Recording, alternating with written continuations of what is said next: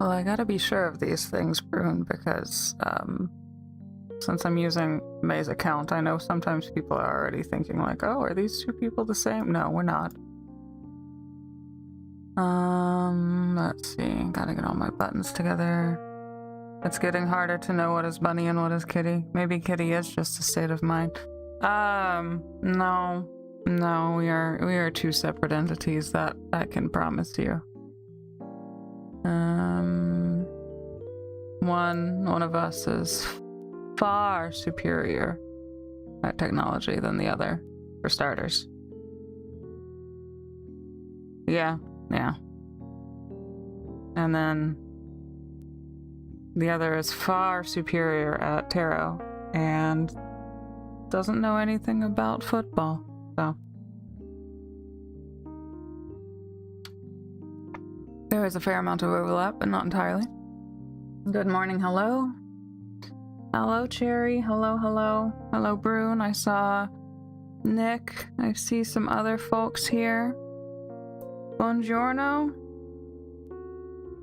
Buen dia. I just don't have the practice. The practice at what? Football? I'll never be any good at football, but I can tell you the rules. What? Are we talking about tarot? What do we have for astrology this week? Oh, we got quite a bit going on. We got a whole eclipse happening. We got some stuff happening. We love Kitty because Kitty, and we love Bunny because Bunny. Yes, and the two do often meet, but they do not happen to be the same person. Though our birthdays might make you think otherwise, since we're a day apart. But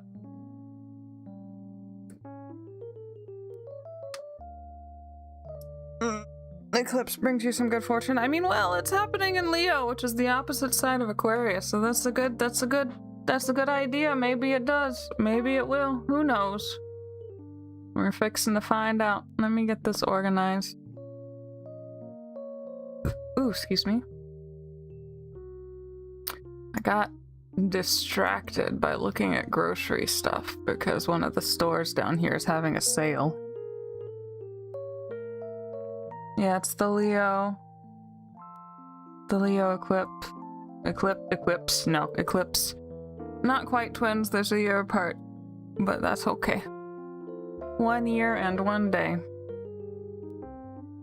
Hello, Spoonie. Welcome. We're in astrology for the week, where I sit here. This is Lynn. You've talked to me in the chat as the mod. I talk to you about the upcoming astrology for the week. If we have time this time, usually I'll do bibliomancy and or book scrying at the end, answer questions as people ask me by flipping a page open to a book and reading you the answer.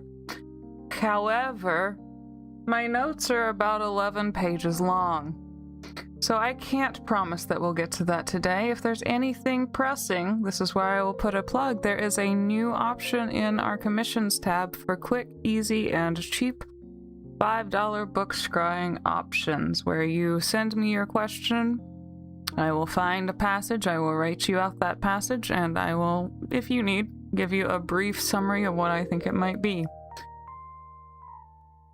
What's the arc opposite Aries? The arc opposite Aries is Libra, Nick. You got Aries here. This is I. We go over here. This is we. This week, we have a big, it is big. We've got some stuff happening between the heart and the head, or the individual and the collective, which is similar to I and the we, but not quite the same. I like the heart and the head better. So, all aboard. Let's get ready. Let's get going. I've got so many notes to get through and only 2 hours to do it. So we can get cracking. If there's any time left over, of course we can do our bibliomancy, but I just can't make any promises today for what's all happening. Let me turn up the brightness on this thing. Damn, I can't see. There it is. Okay.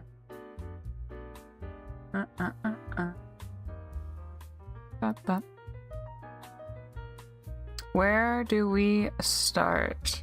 The notes sound exciting. Less blood I feel, more moon I feel. Very good. Good energies to the stream. Thank you, Duck. That's our resident goat. Our dearest duck. 7 and 4 likes. I think on the YouTube side, y'all can fix that. Bash that like button. Hit that bell. Don't break it.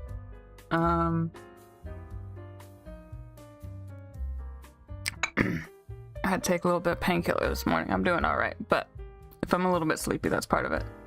I like that we have a busy week. It makes things interesting and fun. It might make things a little bit too interesting, Cherry, but I do understand the sentiment. I saw somebody compare the month of August to being a bit like a roller coaster, and everything happens all at once, and then you hang out at the top of the, like you're going up the, like you're coming off of one of the dips and going up into another one, right? And we're at that crest, and we have to hang out there for a while before we just slide all the way back down, like we hit that other, what is that called? You know what I mean. The hills in the roller coaster. There's a word for that. There's a word for that. I can't think of it right now. It's not hill. We're not doing a hill on a roller coaster. That's not the word. Incline? No. Man, I don't know. Where's Mercury right now? I need you out of Cancer, please. Sir, I need this to stop. When is this stopping? When am I free? Please. Release me. Nope. Okay, I got like 3 more hours of this. Peak! Yes, that is the peak. That is the top of the hill, but it is not the hill. What is... No, we're not. We crest at the peak, yes, before we go back down the what?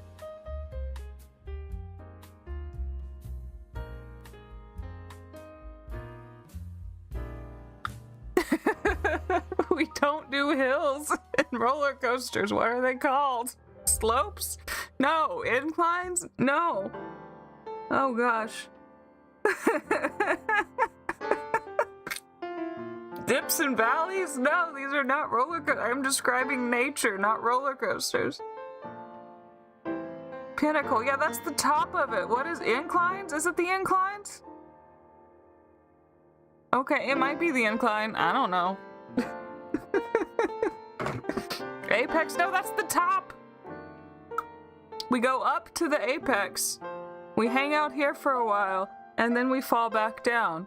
Death traps. Yes, Willie has it right. All of the roller coaster. It's a death trap. Mountains. I'm just describing geography now. I'm describing a Bob Ross painting.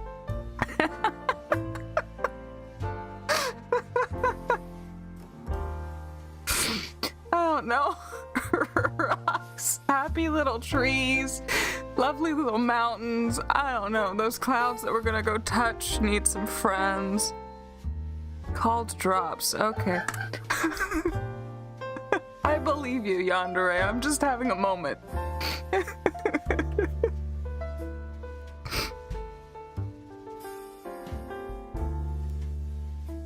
Y'all, hear me out. How do you think Bob Ross would describe a roller coaster as he was painting it?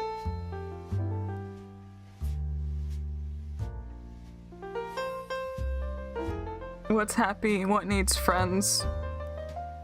What needs a twist? How do we... What's our happy little mistakes?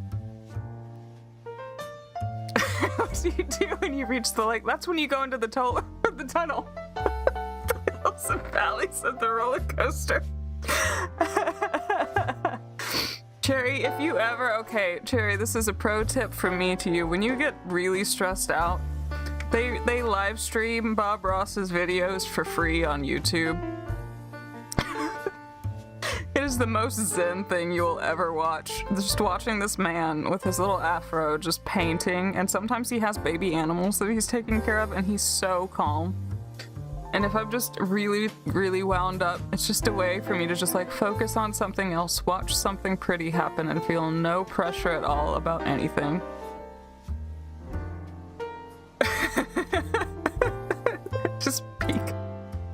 We do definitely need Bob Ross back, Cherry. I agree.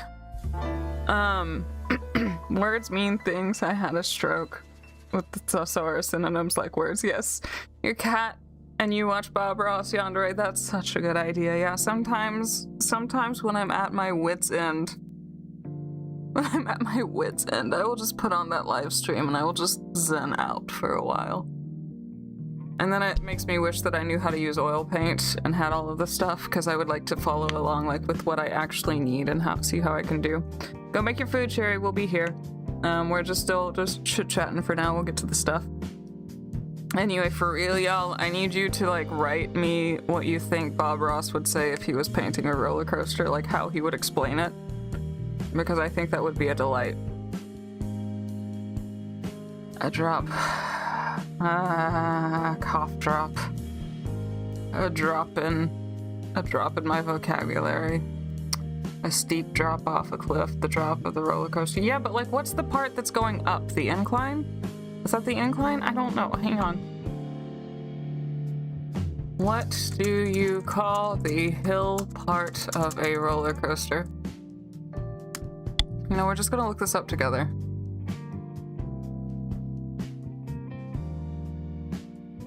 Ah, okay.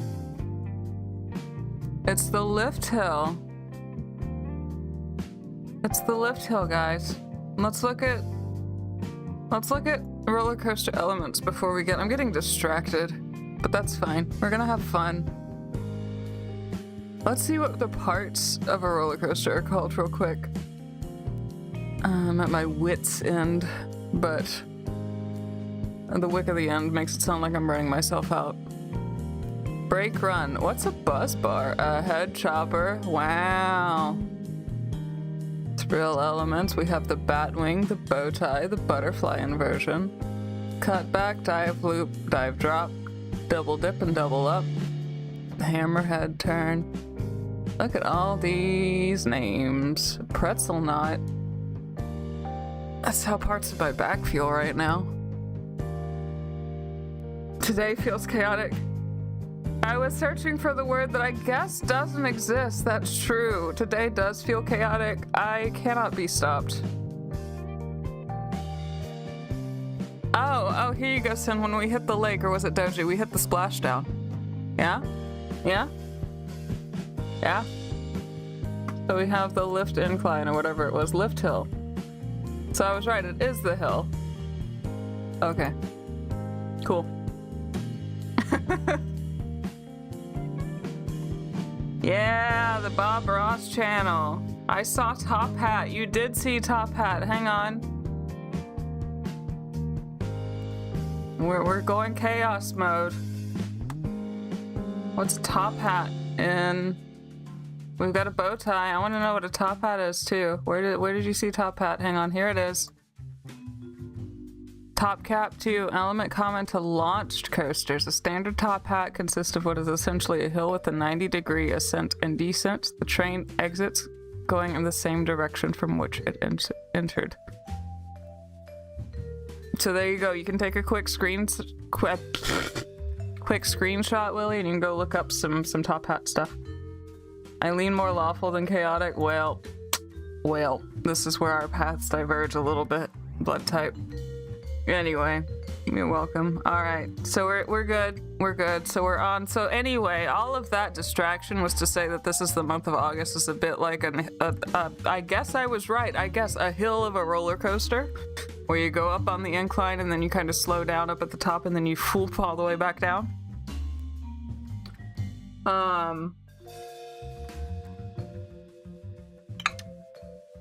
That's kind of where things are. And this is definitely, we had our crest last week where I only had like 3 or 4 things to tell you all about. And like I said, my notes this week are about 11 pages long. I've got about 11 different transits to talk about. So, we will get going. Don't forget to like. I hope you enjoyed Roller Coaster Chat 2026. Food is in the oven. Way to go, Brune. Feed yourself. Take care of yourself. Let's get going. So, For my numerologist girlies, reminder that yesterday was the exact 8-8 Lionsgate portal. Not really quite an astrology thing, but if you believe in that kind of stuff and you want, go ahead and do your manifestations. Take care of your things. The skies in general are pretty alright with it right now, so I would say it's not too bad. We talked about it a little bit last week, a little more in depth of me doing the research about why it started, right? How things might have gotten going. It's more or less numerology more than astrology, but there's a little bit to it that is worth consideration. And it's like many things that I say about certain things, you can take or leave it. So, this is kind of, sort of, another good week to be available, but also just like, be aware that things will change, kind of across the board, right? The basket with the outer planets were cool, the Barbos basket, but this is where it looks less like a community setup and more a little more individual. Like, we still have Pluto and Aquarius. We still have things going on, and this North Node is just about to, well, the North Node per, not AstroSeek, but everything else says it's already in Aquarius. We're already in the Aquarius and Leo axis. I'm not sure what his math is doing here, but generally accepted now that the North Nodes are in Aquarius and in Leo. Now today, here in a few minutes, well, a few hours, we have Leo finally getting the heck out of Cancer, right? This is communication as art. He was in Cancer for upwards of like, I don't know, what was it, like 2 months? Because he came in, we went retrograde, and now we're coming out of it. Why is Pisces so empty? Doesn't mean I'm dying this week. No, it means you're getting a break.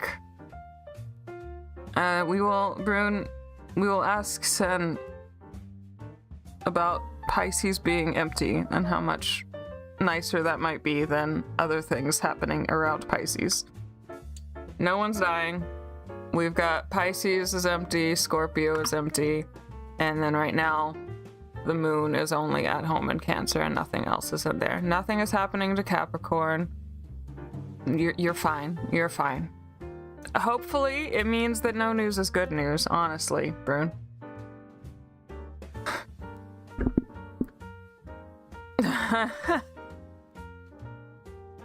So, Mercury is going into Leo. This is going to be communication as art. So this little buddy right here is going to be moving from Cancer over here into Leo. This might help a little bit because Mars here is about to get out of Gemini and go into Cancer. Okay. And that might make things a little bit muddier, right? Especially after we've had that Mercury Cancer retrograde. Hopefully this is things becoming a little bit more clear, just kind of across the board with all things mercurial. So this is like, Mercury is the ADHD of the zodiac, so he's got like communication, he's got well, yeah, there goes the ADHD, right? But communication, especially daily habits, not processes, like the things that you do automatically. He's a bit of a jokester. He manages all sorts of like the day-to-day small things.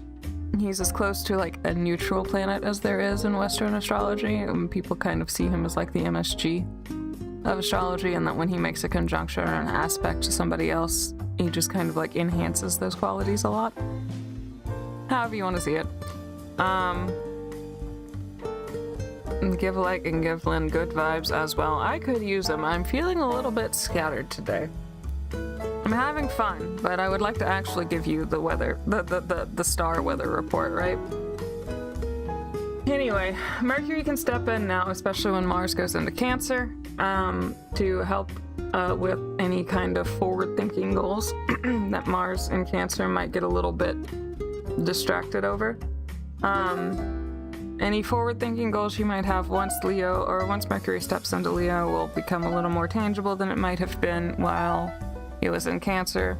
But Mars, once he gets into Cancer, might make you reframe that goal a little bit and look at it from more of a take care of yours kind of angle rather than I have to do everything myself, right? I have to protect those that I love. That's kind of the positive side of Mars in Cancer.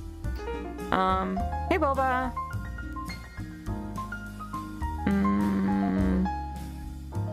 Do all the things, I have no follow through, Mercury problem. Yeah, that is exactly a Mercury.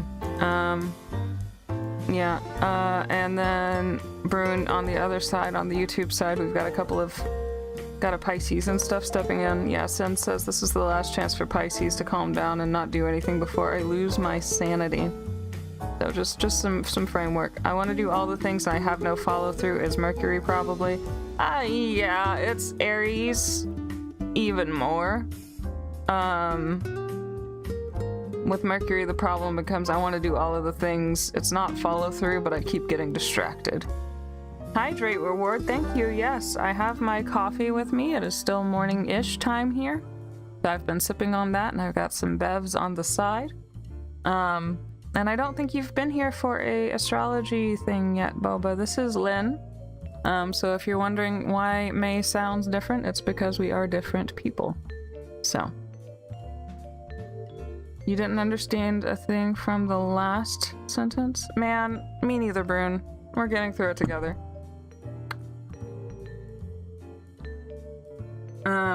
What was I saying?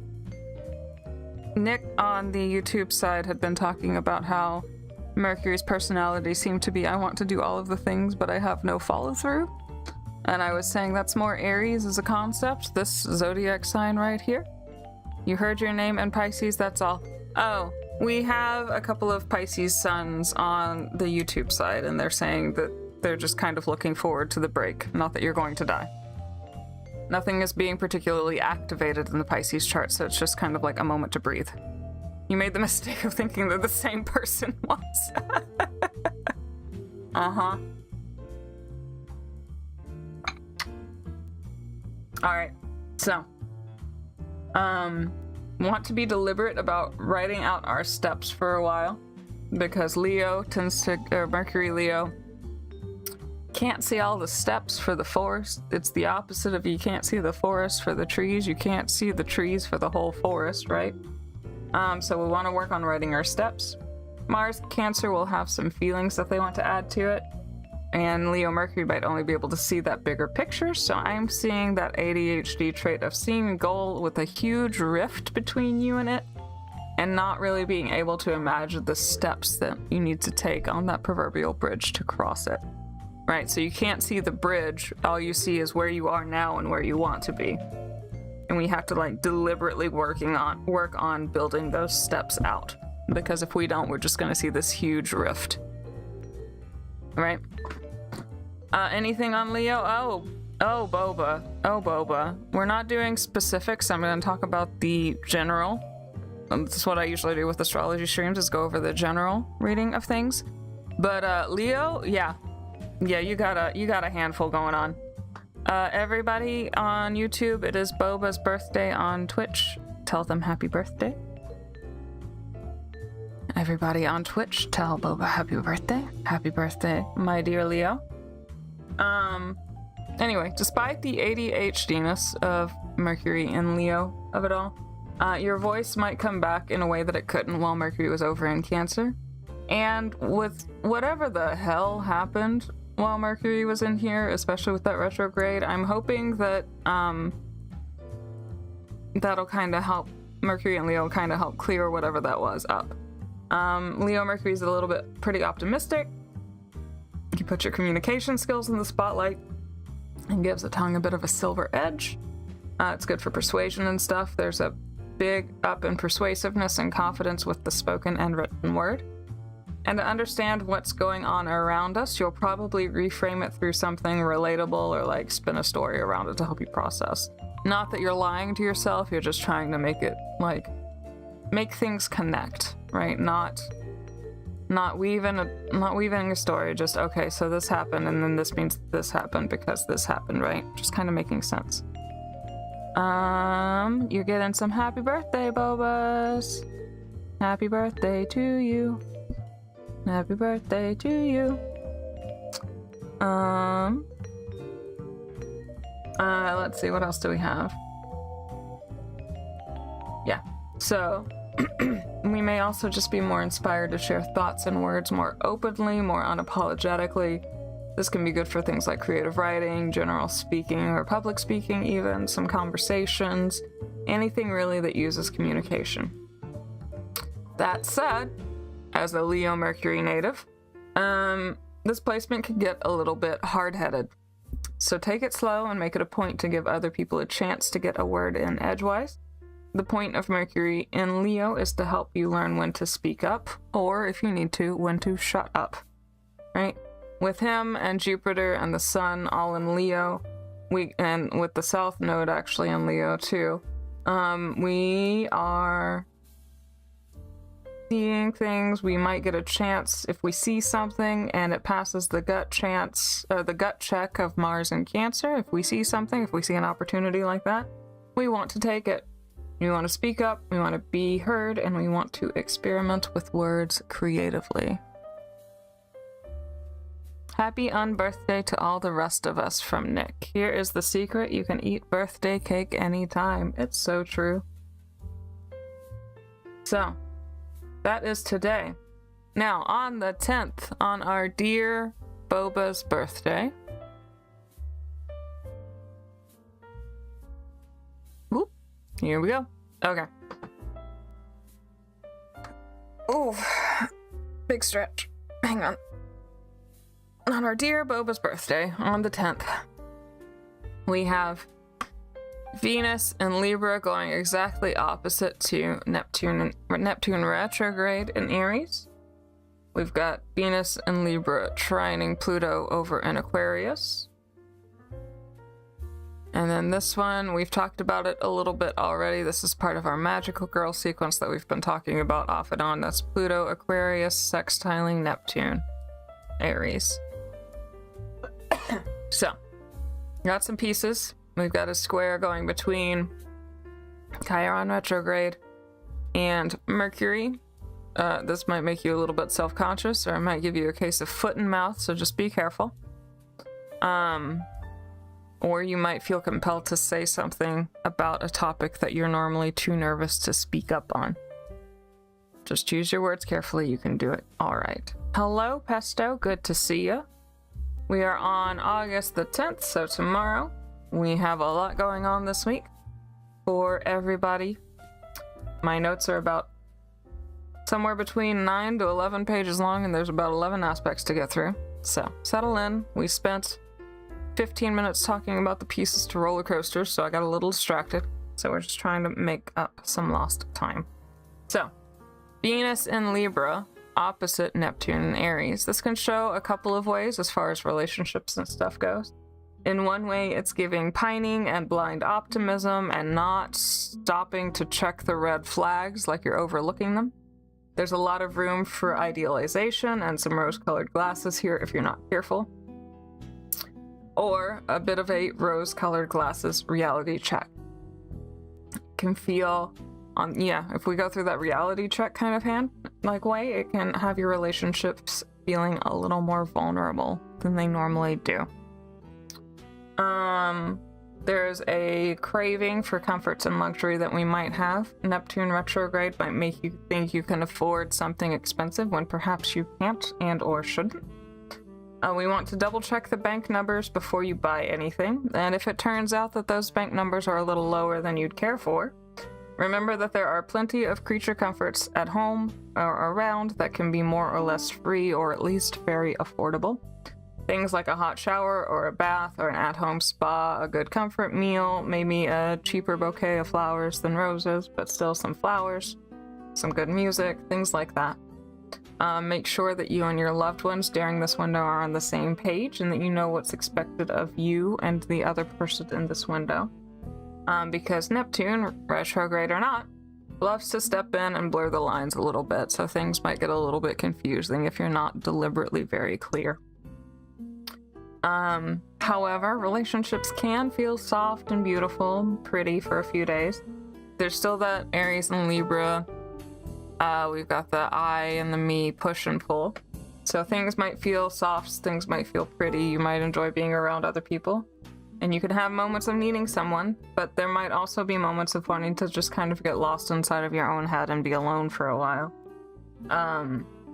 Those little creature comforts, those little things can feel extra luxurious. And yeah, just make sure you understand the full terms and conditions of something before agreeing to it if you need to make any important decisions during this window. So we want to double check the fine print if there's anything that we need to be purchasing or investing our time and money in.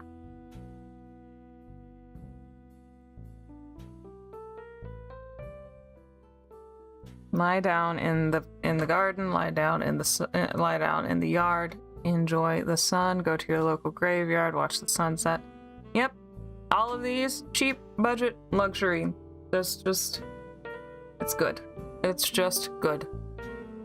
Now, along with this opposition, to kind of give us some clear thinking here to help us out a little bit, we've got this lovely little trine between Venus and Pluto retrograde. Hello, Mexicmio. Welcome in. This is Lynn. You've probably seen me in chat as the mod. We are going over the week's astrology. I can answer some questions here and there, and at the end, after I get through everything, I try to have a few minutes left to do some book scrying, where you ask me a question and I pick out an answer from a book for you. With as much going on this week as there is, I'm not sure I will have time, but feel free to settle in, enjoy, and ask me any star questions as we get along, as you see fit. Now bear in mind, this is the general stuff, so we have to look at our own charts for reference. Alright, to see what's hitting where, and how these certain things might be hitting you in particular.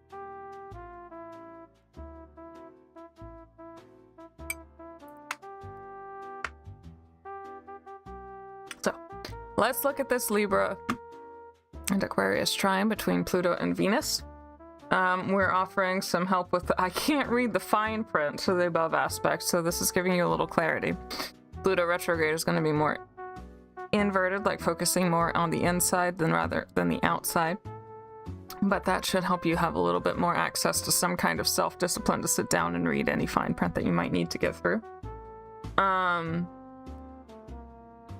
Pluto is in retrograde, so it might show up that ability to read that fine print. It's more introspected, but if it does show up, it might also show up in bursts rather than being an inconsistent flow. But as long as you pace yourself and you give yourself that time, this should help Venus manage with a little bit better clarity, right? So Neptune is making you go, huh? And then Pluto is giving some like focus, right? It's helping a little bit with the huh side of things, right? Now, it's not only doing that, but Pluto trining Venus makes Venus want something a little more serious, something that cuts straight to the chase, pertaining to things like relationships. This could be platonic, this can be romantic, it doesn't really matter. It could make relationships and conversation fairly intense for a few days. But I think that even retrograde Neptune and his dreamy little self will keep anything from getting too particularly sharp for now. These two together in this little trine make a nice opportunity for change, which we'll talk about a little bit more around the kite details in the solar eclipse, where you can start seeing this kite shape that we're making. So you've got these really two thick lines with this thick red one. But also you can follow this thin blue line making this kite shape here, right? We've got some stuff going on in the sky. Right now I'm talking about it individually, but when we get to the eclipse, I'll give you kind of like an overarching view, right? Quote, pursuing peace is powerful, end quote. So right now we don't want to force the change. Right now we want to just step back and let it figure itself out. So for example, right, literally yesterday, I had one of my bosses for one of the schools that I teach for try to change something completely upended my entire one half of my schedule, basically, because it's just one of these classes. But I was essentially promised a class through the whole school year, and she wanted to take one away from me, and that's fine-ish, but she wanted to replace it with a class that I already told her I wouldn't have availability for. And so instead of trying to argue with her, I just stepped back and I said, remember, I don't have availability on these days that you're trying to offer me. And then I just let it run its course, right? I had plans yesterday, and so I just went off and I did those plans. I was frustrated. I wanted to say things, but I knew better, right? I was just like, I don't, it's not, I'll deal with this later, or it'll deal with itself. And by the time I did finally check things at 9 p.m. yesterday, like I just left her hanging all day. I was like, I can't deal with this right now. I have plans. It's Saturday. I'm allowed to be busy and have a life rather than dealing with this. And I'm mad, and I don't want to be mad at someone else. And that's no. And by the time I finally got back to her, she still has that class that she wanted to take, but she had wiggled my schedule around so that the class that she wanted to replace it with happened at the same time that the first class happened. Great. I can do that. Right? That's fine. So, I don't care, but this is what I mean though. Like, sometimes you just need to step back and let the things sort themselves out. I was talking with that friend when I was finding out while I was out. And just after the week that I had already, I was just kind of, it wasn't that big of a deal, but it was a deal, and it was a bit of the feather that broke the camel's back, right? Like, I was just one too many things after the week that I've already had. And when I get mad, I am a very cold mad. I get quiet, right? I start to, shut down, Not that I can't communicate, but if I say anything, I will explode, right? So I get this very cold mad that tends to freak people out. And this is what that kind of, you just kind of like, people don't know what to do with that, right? So they start freaking out because they don't want you to explode at them. And our friend was like, that's how you don't let them know that they own you, right? You can be mad, but if you do the cold mad, they can start like worrying themselves out about it and start to work on their own resolution, right? And then by the time you're able to like step in, they've never known the entire time that you had a weak moment in there, and they've just been worrying that maybe they don't own you after all, right? So you want to step back, let things happen. Maybe something does piss you off, and you just need to be like, you know what? It's gonna figure itself out. I'm not gonna deal with this, right? I'm not gonna yell. I'm not going to do anything. We're just going to be, right? I'm going to keep doing what I'm doing. I'm going to deliberately enjoy myself around it. And by the time I get back, everything will be fine, right? We want things to just kind of resolve themselves with this trine. There might be with this trine also some reconciliation that happens with a relationship of some kind. Or past relationships can otherwise heal, or past or current relationships can otherwise heal or level up for the better. Do not go chasing after your ex. That's not what I said. But you might find an easier type of communication with people that you might have been having a bit of a rough patch with, or you might come to like a realization. This is me talking about all relationships. So this is familial, this is romantic, platonic, you name it, working relationships, any of these. Okay. The silence is deafening. Exactly. Hola, Eli. ¿Qué tal?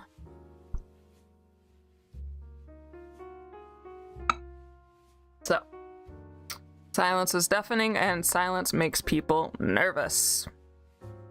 So we just stay quiet. We just stay quiet and we watch. And that, my dears, is how you leverage a Scorpio moon.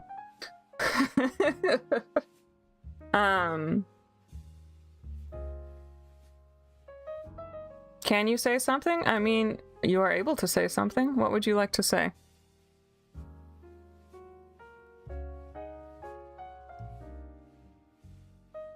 What would you like to say, Brune?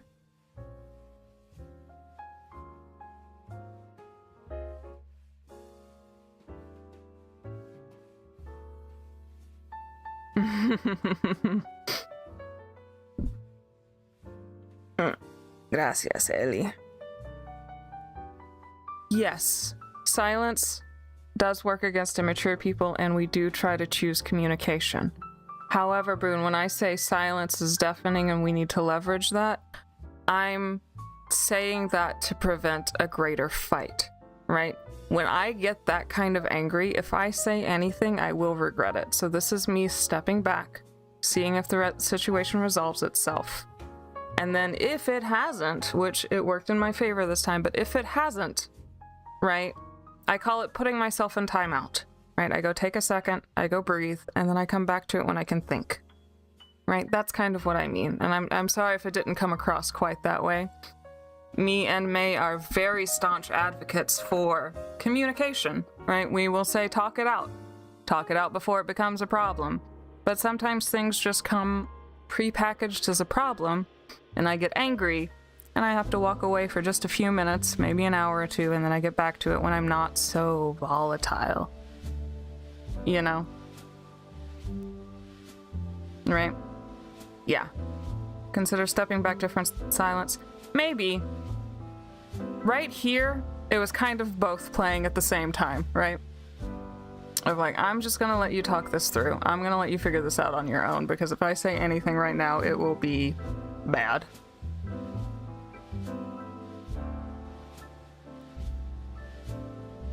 Cool down and say it plainly, because going Cold War on someone isn't unhealthy.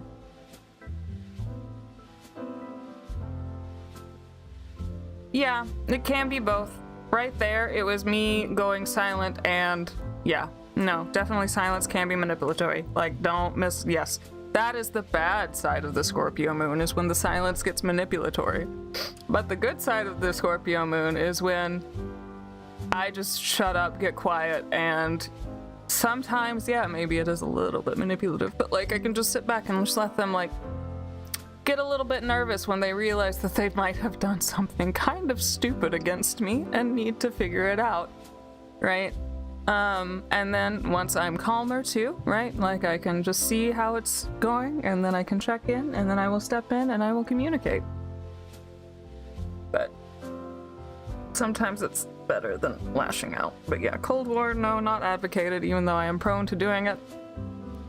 This was just leaving it alone for a few hours to see how it would resolve, right?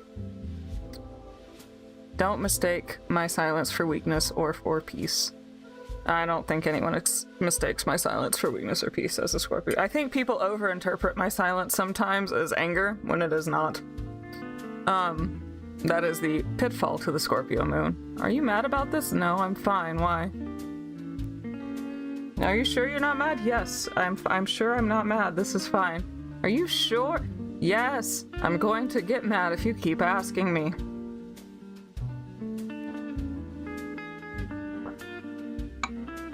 I got that growing up a whole lot. I'm actually a lot harder to make angry than I seem. Okay. So, where are we at? What are we doing? We're on Tuesday. God, we're only on Tuesday. Okay. Tuesday again? No problem. We have a mystic rectangle, I believe is this thing's baptismal name. We have a sextile, a trine, a sextile, a trine with two oppositions in the middle. Oh boy. Okay. Mercury in Leo opposite Pluto in Aquarius. Mercury, Leo opposite Pluto in Aquarius. Let me see. Yeah, we can see that this is making one of them baskets. Right? Not, I mean, it is the basket, but this is Mercury stepping in to complete it. Are you sure I'm not mad? Yeah, I'm pretty sure I'm not mad. I'd like to go to bed, but I'm not mad. I could take a nap. That's where I'm at right now. We have a basket 1 with 3 of the planets that we have been dealing with Barbel's basket. We have a basket 2 with 2 of the planets, plus Mercury, plus Venus, and this is making this little rectangle.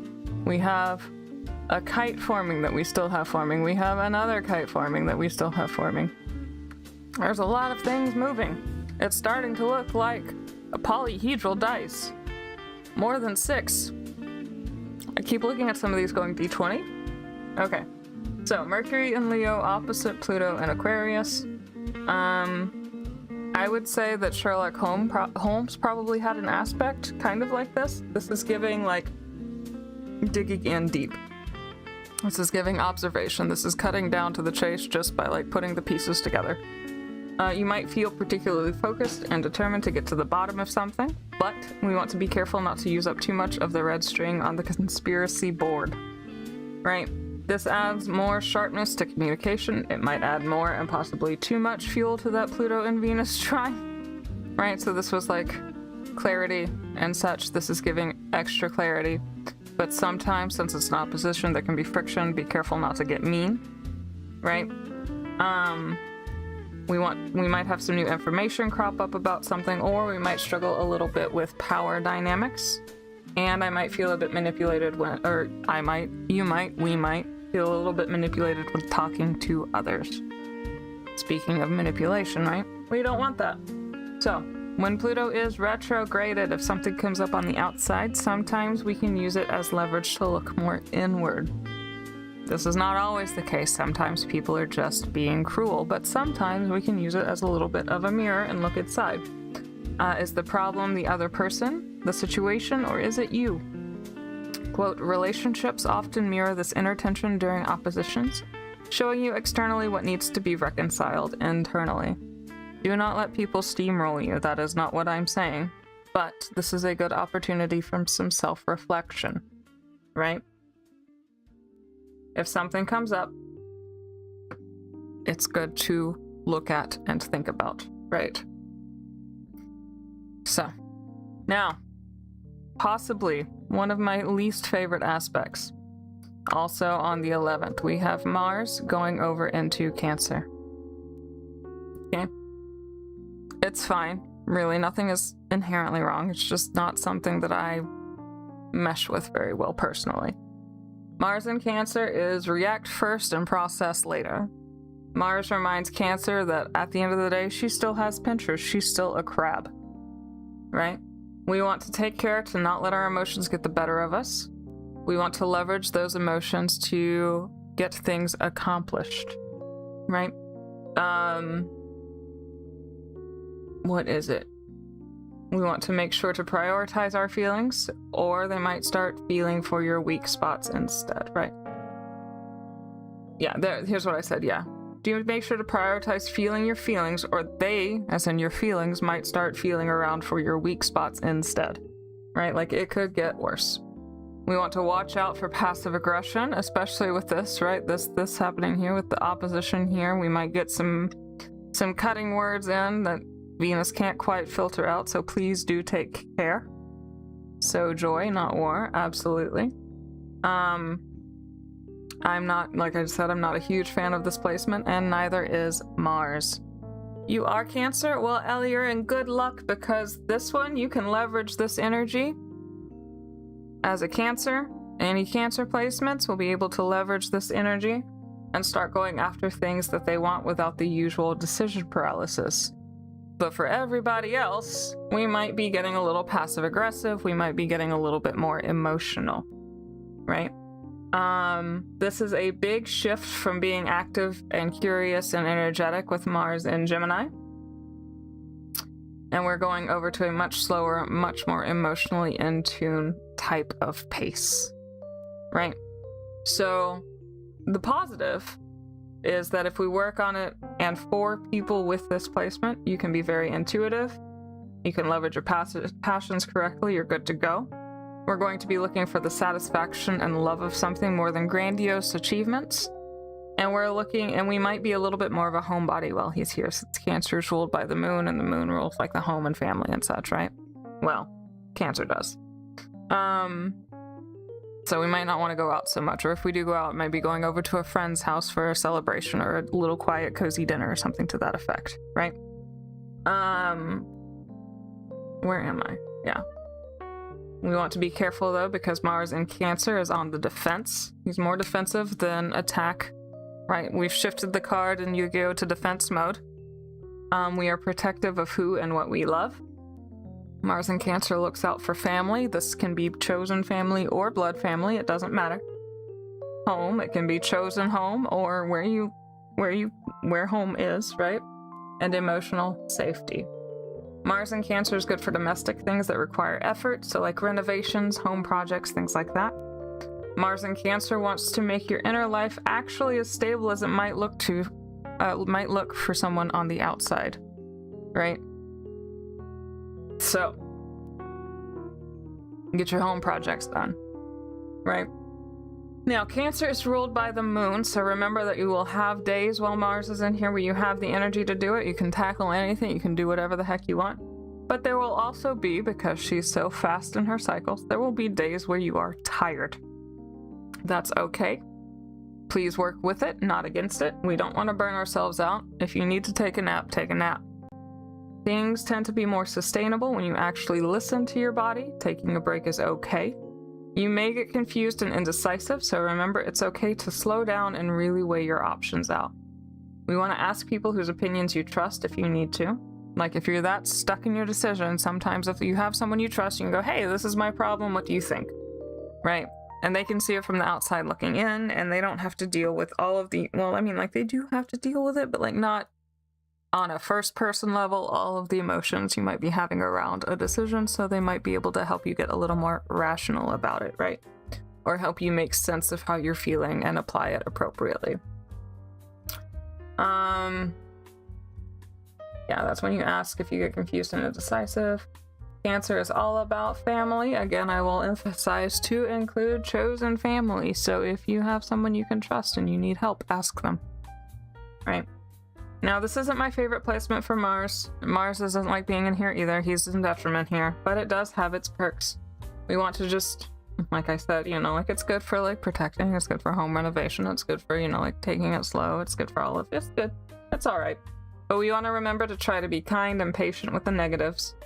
Try to choose our words tactfully. Don't just blow up in an emotion, right? Remember, I just advocated for taking a time out if you need to. Walk away for a few minutes or an hour or two and then come back when you're not so volatile. Right before you boil over.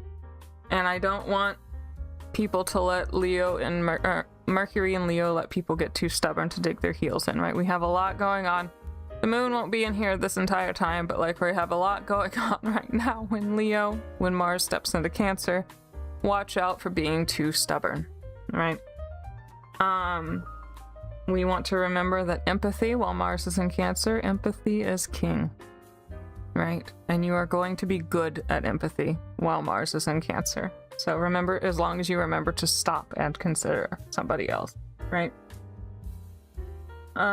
Quote, those who combine Mars's courage with Cancer's compassion can handle this transit beautifully, end quote. So, and like I said, Ellie, watch out, or like watch for like a boost in your own personal energy. Anybody with big Cancer placements, I know a few Cancer moons are in chat right now, you might be feeling pretty good. Everybody else though, including me with my empty Cancer house in my chart, remember to stop and take a break if you need to, right? There's nothing wrong with a nap. You heard it here first, folks. There's nothing wrong with a nap. Alright. Big swig of coffee, here we go. Alright. Solar eclipse at Leo. Let's talk about some of the stuff that we'll see happening around it. But you can see this happening right now. We're at 19 degrees. It happens at 20 degrees exact. Oops, I didn't mean to go back. Give me a minute. Look at this big old plate of spaghetti that we got going on. Star spaghetti. Yo, what do you think star spaghetti tastes like? That's too far.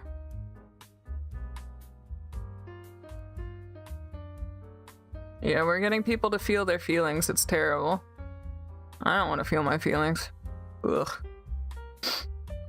Alright, we got some star spaghetti. We have these two going exact around 20 degrees of Leo. We will be tapping some other stuff. Let's talk about the smaller pieces. We have Mercury and Leo starting to make a trine with Neptune and Aries over here. Right, this little stretch.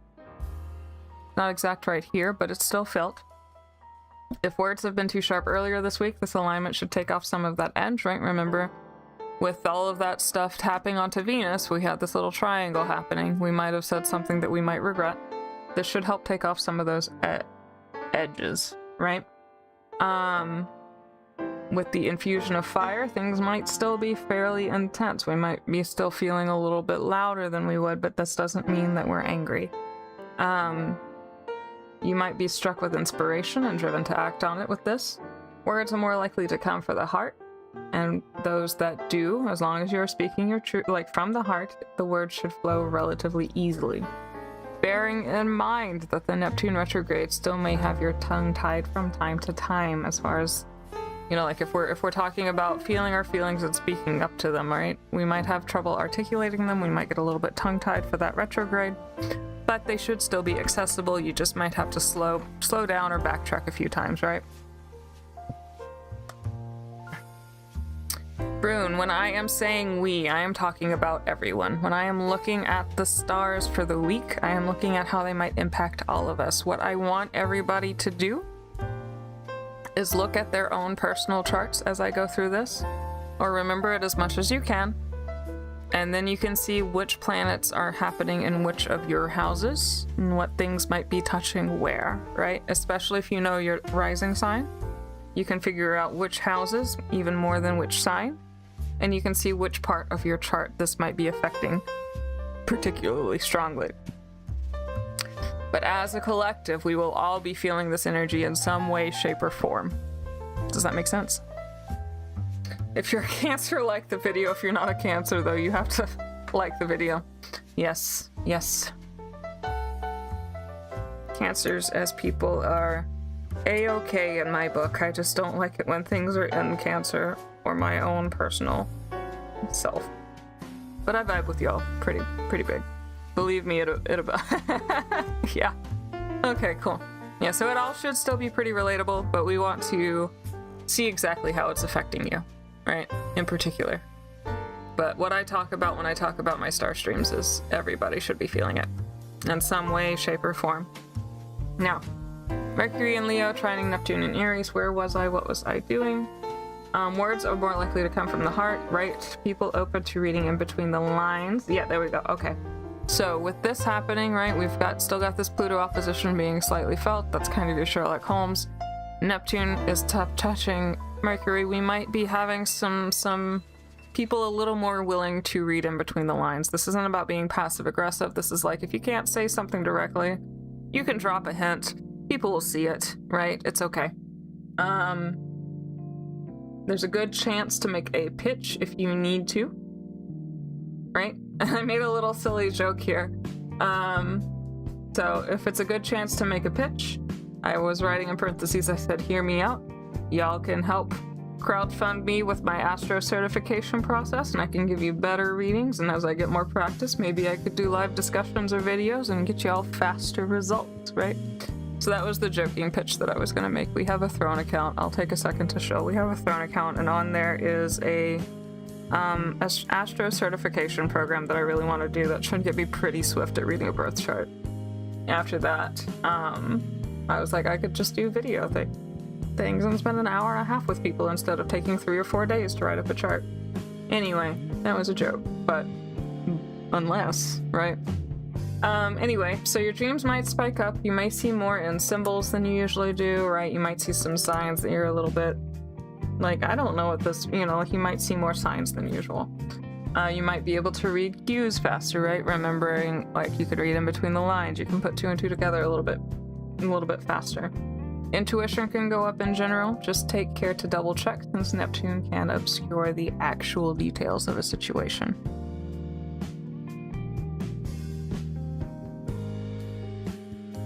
Lapine, it's not gonna show up on YouTube. You'd have to pull it up on Discord. Not Discord, Twitch. Let me see if I can find it though. Yeah, here it is.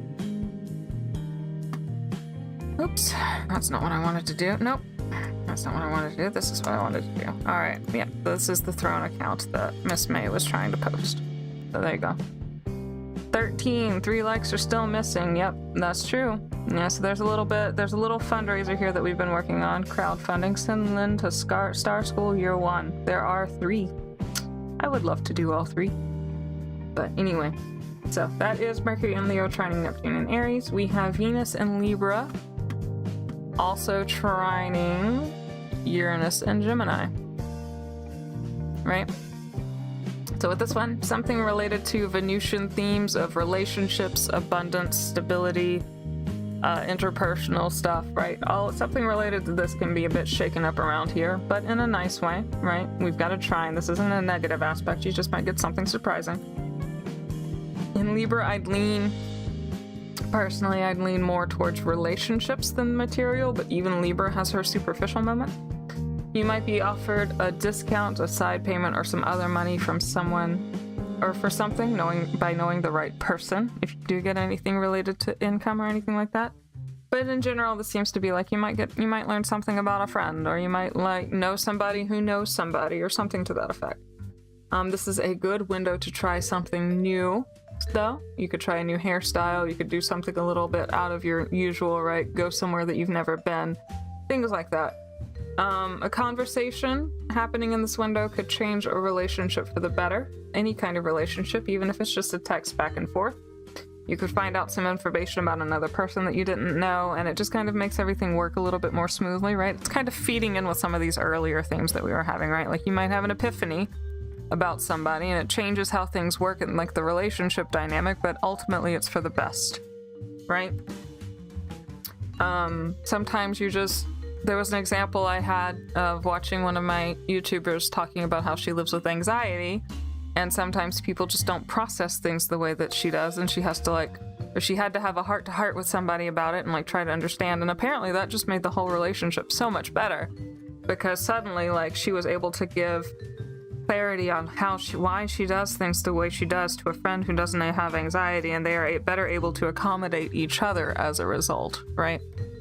So apparently the relationship just got better overnight. And that's kind of what all of this is giving to me right now, right? You could have just one of those conversations that just makes something make sense, and it's easier for both people suddenly, right?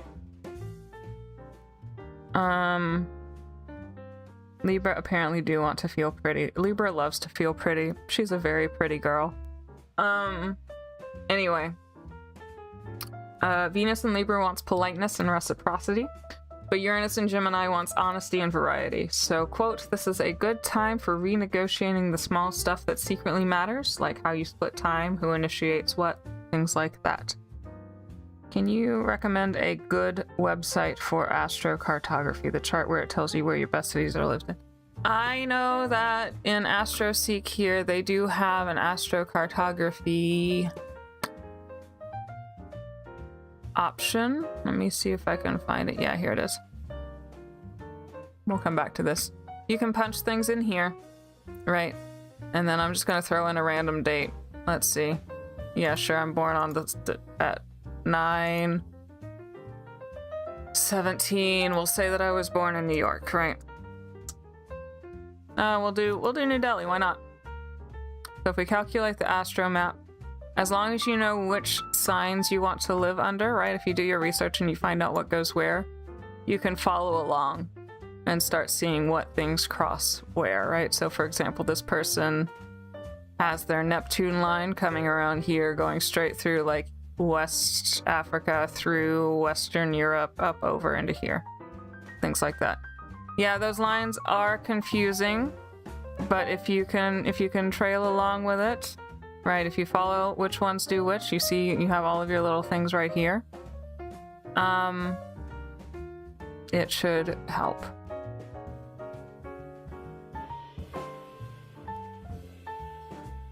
I personally am not excellent at reading astrocartography just yet, which is the line for being happy with where you live. You're going to want to look at one of the benefics. I would look at like Venus in particular might be a really pretty place to live under.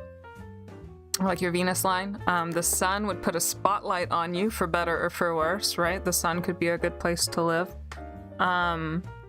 Jupiter would be a really good place to live, like on your Jupiter line, something like that. I'm walking here. So, those kinds of lines would be good to look into. Cosmic, are you on the Discord? I am not super deep into astrocartography just yet, but I can look up some resources as to like what line does what. Right? And I can Sun DC? Okay, yeah. So Willie on the YouTube side said the sun line would be a good one to follow. I would think also that Venus would be nice. The moon could get a little bit emotionally charged, but it could be really pretty if you leveraged it right. Sometimes it also depends if you have a day chart or a night chart. That's true. I was born and lived on my sun line and moved to my Pluto line. I'm in danger. That's what you know so far. Yeah, that's fair. That's okay. You live on your Uranus line.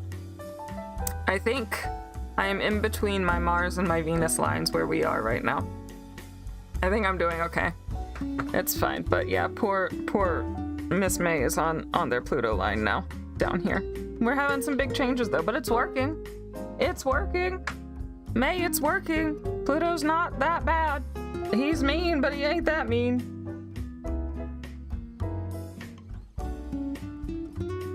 You all join your Discord. May you have the link. Certainly. Give me just a moment.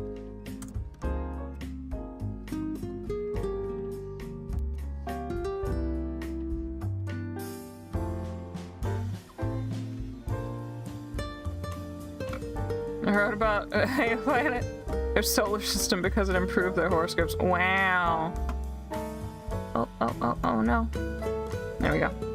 Let's move this down. Let me see if I can get this. Copy. Let's see. Control V. Alright, there is the Discord invite link. Come along. I will do some looking into it later. Let me write a note so I don't forget.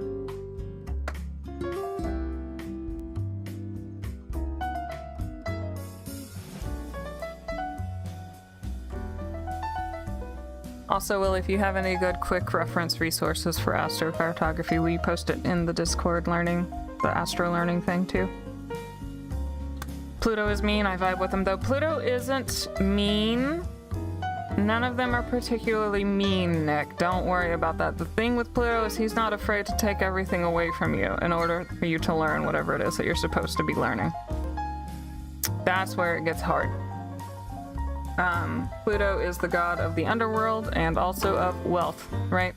So if you can go dig in those depths, the payoff is great. Like, he's not doing this to destroy you, but it's giving Phoenix, right? You have to die in order to be reborn. And it gets hard.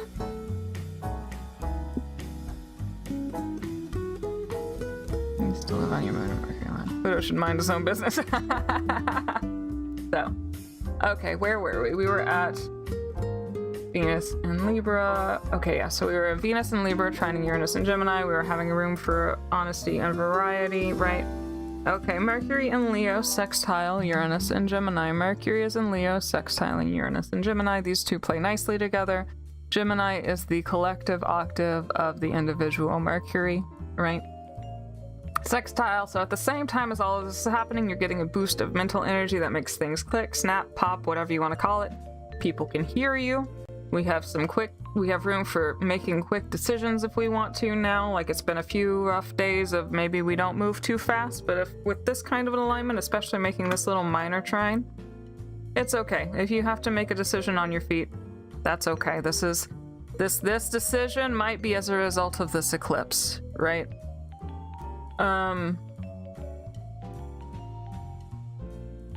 Yeah, so if this eclipse calls for a quick decision, now is an okay time to make that decision.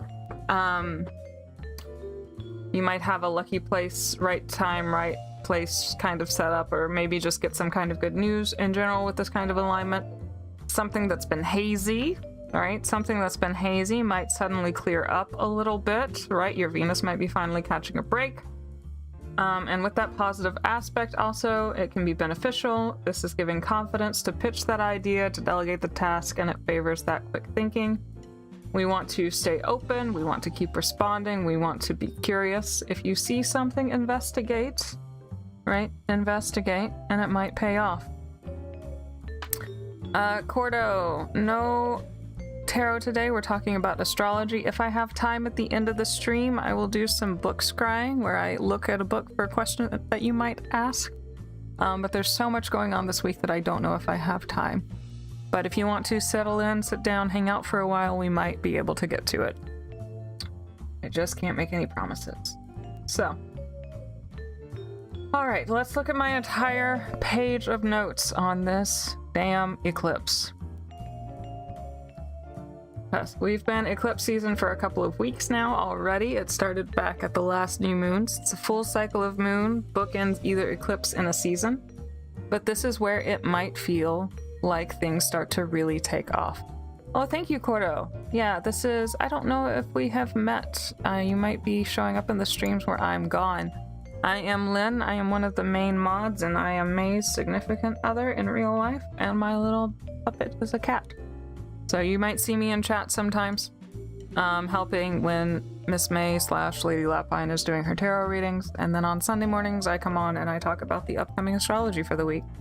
And this is a big one. So, we've been in eclipse season for a couple of weeks, but this is where it really starts to kind of take off. We are on the Leo and the Virgo axis. Ignore this, right? We're on the Leo and the, not the Leo and the Virgo, we're on the Leo and Aquarius axis, excuse me. We're finally giving the Virgo Pisces axis a break. It's me and Sen off in the corner, just like finally just able to breathe for a minute. This one will actually be a totally visible solar eclipse in places like Greenland, Iceland, and then down over into Spain and Portugal. To my European friends, please have fun. Right? It's a good transition for Sagittarius. I mean, Sagittarius is doing fine.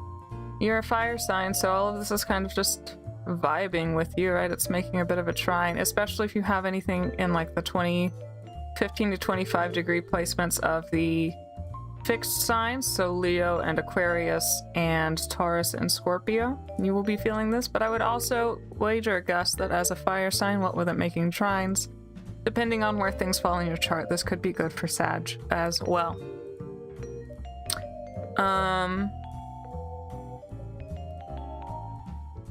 No. Yeah, this is Leo. Yes. There's a lot going on down there. This is where that solar eclipse is happening. This is one where people will be able to see it. So my European friends, please do, again, have fun with that. I was trying to get down to Barcelona for this one. But alas, the fates did not allow me. Spoonie, what is a day chart and what is a night chart? What if you were born close to sunrise? If you were born close to sunrise, but not at sunrise. If you were born close to sunrise, but not at sunrise, you are still a night chart. A night chart is when the sun is in the lower half of the birth chart, because the sun was hidden. And then a day chart is when the sun is in the upper half, because you were born during the day. So we have this line right here going straight across, right? On your birth chart, you will call it the ascendant and the descendant, and that is exactly where the horizon was when you were born. Right? So anything above the horizon was visible. Anything below the horizon was invisible at the time. It doesn't make it any less felt. It just expresses itself differently. And day charts and night charts work a little bit differently than each other. Okay, yeah, I think other excuse not for her. No, not her. We're two different people. So yeah, different things happen in day charts, or different things are stronger in day charts than are stronger in night charts. They all affect largely the same way, but there's a little bit of a difference. This is the first eclipse on Wednesday in Leo since 2019. Now, solar eclipses are generally treated as new moons on steroids, with the south node, though, being in Leo now, and with the eclipse taking place at a Scorpio degree, that is 20 degrees, we're at a Scorpio degree, we are likely expected to let go of something in order to bring in whatever that something new is that we want to bring in. South node in Leo is good for tapping into creative energy and developing artistic skills, as well as defending loved ones and celebrating their individuality. Our individuality altogether, right? However, with this being the south node, we're also working on avoiding things like an overabundance of pride, obsessions with doing things by ourselves, and needing external validation, right? Who are you without the applause, right? You can still be your own main character with the South Node in Leo, but the North Node in Aquarius is calling you to step back and observe yourself and others at times. It also serves a little bit of a reminder that you can be a main character, but you don't have to be the main character every single time. Right? Or another way to look at it, if we want to look at it less as a individual versus a collective, is that Aquarius is the mind and Leo is the heart. Both are true. So how do we get them to work together? Right? Saturn, our boy Saturn, is over here supporting this eclipse with a trine. Right? So whatever we put in in the place of whatever we took down should have a structure. It's a trine, they're positive, they're easy, so whatever it is, that structure should come to you fairly easily. And it will also help you see how far you've come in maturation. It, quote, inspires us to renovate our commitment to our purpose, to what is emotionally meaningful to us, and to what makes us come alive, end quote. Now, around this eclipse, I'm sure you've noticed, we've been talking about it. I've been doing, y'all, I have been putting together the notes for this week for a week. So I've just been taking it a little bit at a time, whereas usually I can do it like the Saturday night before I go live or Sunday morning first thing. I have taken this entire week to put these notes together. Venus is taking up a part of a basket. We pointed that out a little bit, right? We've got a basket here, right? She's taking up part of that basket. We're still feeling that opposition between Neptune and Venus, and we have all of these to support it. Right, we still have this basket over here happening now with Mercury instead of Jupiter or the Sun. Right, we've got baskets, we've got trines, you name it, we got it. There's a T-square forming right here, which is just a really challenging pinch point. Right, there's just look at this plate of star spaghetti that we have basically, right? If we look at kites. We have this right here. You're following my mouse? All pointing over to Venus in Libra. We're looking at the bottom end of this kite. That is where we find the energy pushing towards. Opposite Neptune, all together with the aspects I mentioned individually. Like if we're putting all of this together, we might have a big transformation of our values or how we connect with relationships or with ourselves and our spending habits. We need to stay open to change as something unusual but beneficial may come about. The other kite, we're feeling it with Mercury here over to Venus and Uranus going across to Pluto. Pluto is the end of this kite. This is where the energy is pushing. We are to question everything, especially ideas that we have internalized over the years, right? Change often begins inside of us, and Pluto wants you to know that. Secrets can be revealed here, new truths can be discovered, and our self-descriptions get a much-needed update around this time. Star spaghetti, just like Mom used to make, absolutely. What sauce did your mom put on the star spaghetti, Cosmic? Now, we also have a T-square that goes a little more exact a little bit earlier, but it's pushing onto Mars. Yep, this one. This one will scoot on over a little bit. We've got this little T-square happening. Squaring Venus and Neptune. This can put a strain on relationships or in general the Cancer, Libra, or Aries portions of your chart in general. And it can lift a fog to make us see where fantasy actually ends and reality begins. Neptune's in retrograde, so he's a little less idealistic than usual. Don't get too lost into your infatuation even still. And we want to work on our discernment and boundary maintenance. Also, Mars is at 0 degrees of Cancer. Please, please, I cannot emphasize this enough, watch your mouth. Right, we're going to be feeling this one for a little bit, a few days. But we don't want to say, we want to be careful with what we say, right? Because this is prime time for a snap moment where you use those pinchers, right?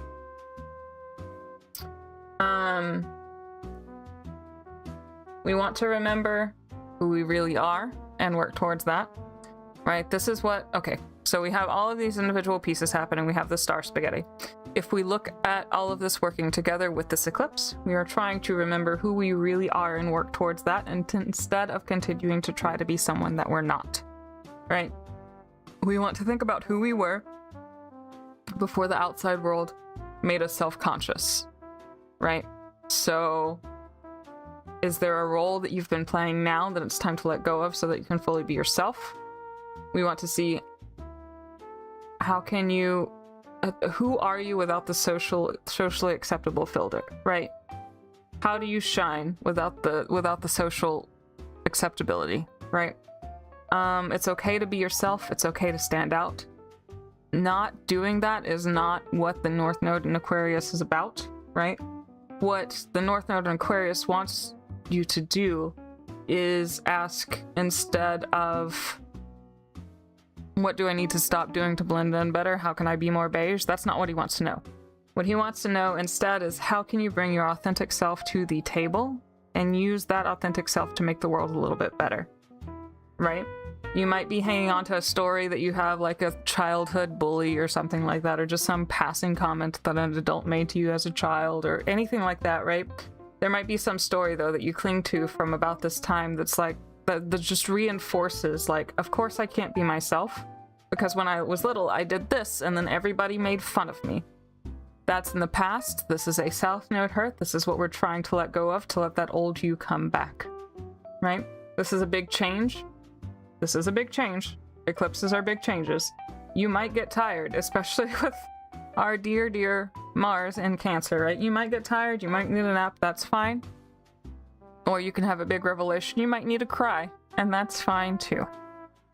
Right? Watching your mouth is a whole week thing. Watching your mouth is a whole month and a half thing with Mars in Cancer, lady. May, but like, it is a big emphasis here too, right?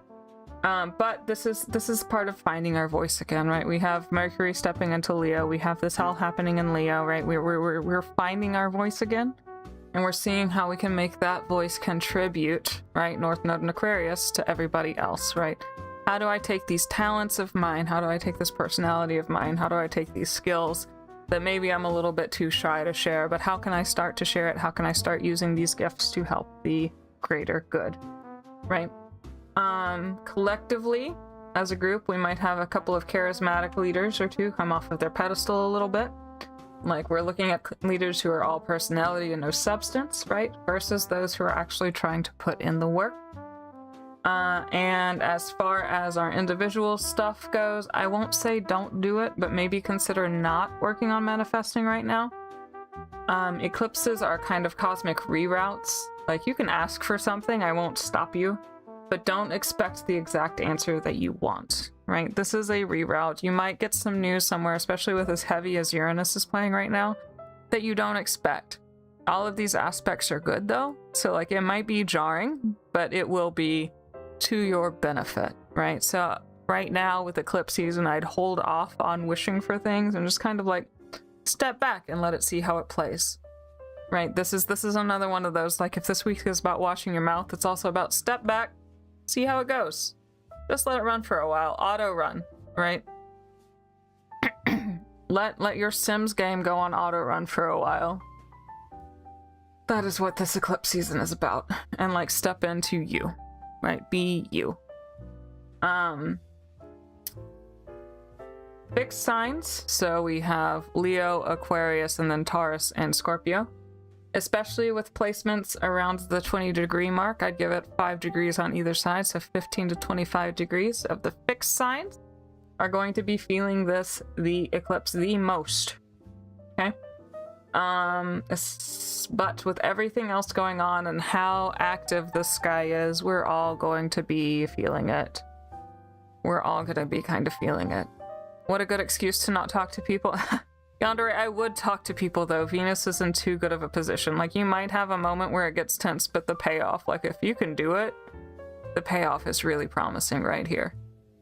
It's a little bit spooky, but just take your time. Maybe not talk to people, but take your time in conversations, right? That might be how I looked at it. All right. So we had all of these. So this is the eclipse. I would say, personally, I'm not going to be manifesting. I'm just going to kind of let things play out. And then we'll see where it goes from there. This is the eclipse. This is the 12th. Let's take a look at the 13th. We're coming up off of the eclipse. The moon has gone off into Virgo. We've got a little bit of a wobbly mystic rectangle. We've got the moon square Uranus. So, the twins are getting into a fight. It's fine, but something might shake up around the Gemini side of things that frustrates Virgo for a couple of hours.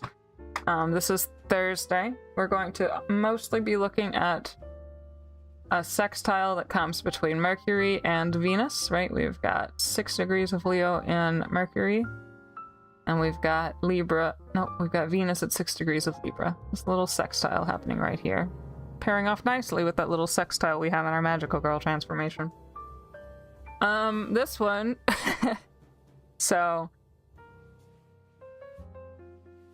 no, Spoonie, I'm not saying you shouldn't have done a manifestation.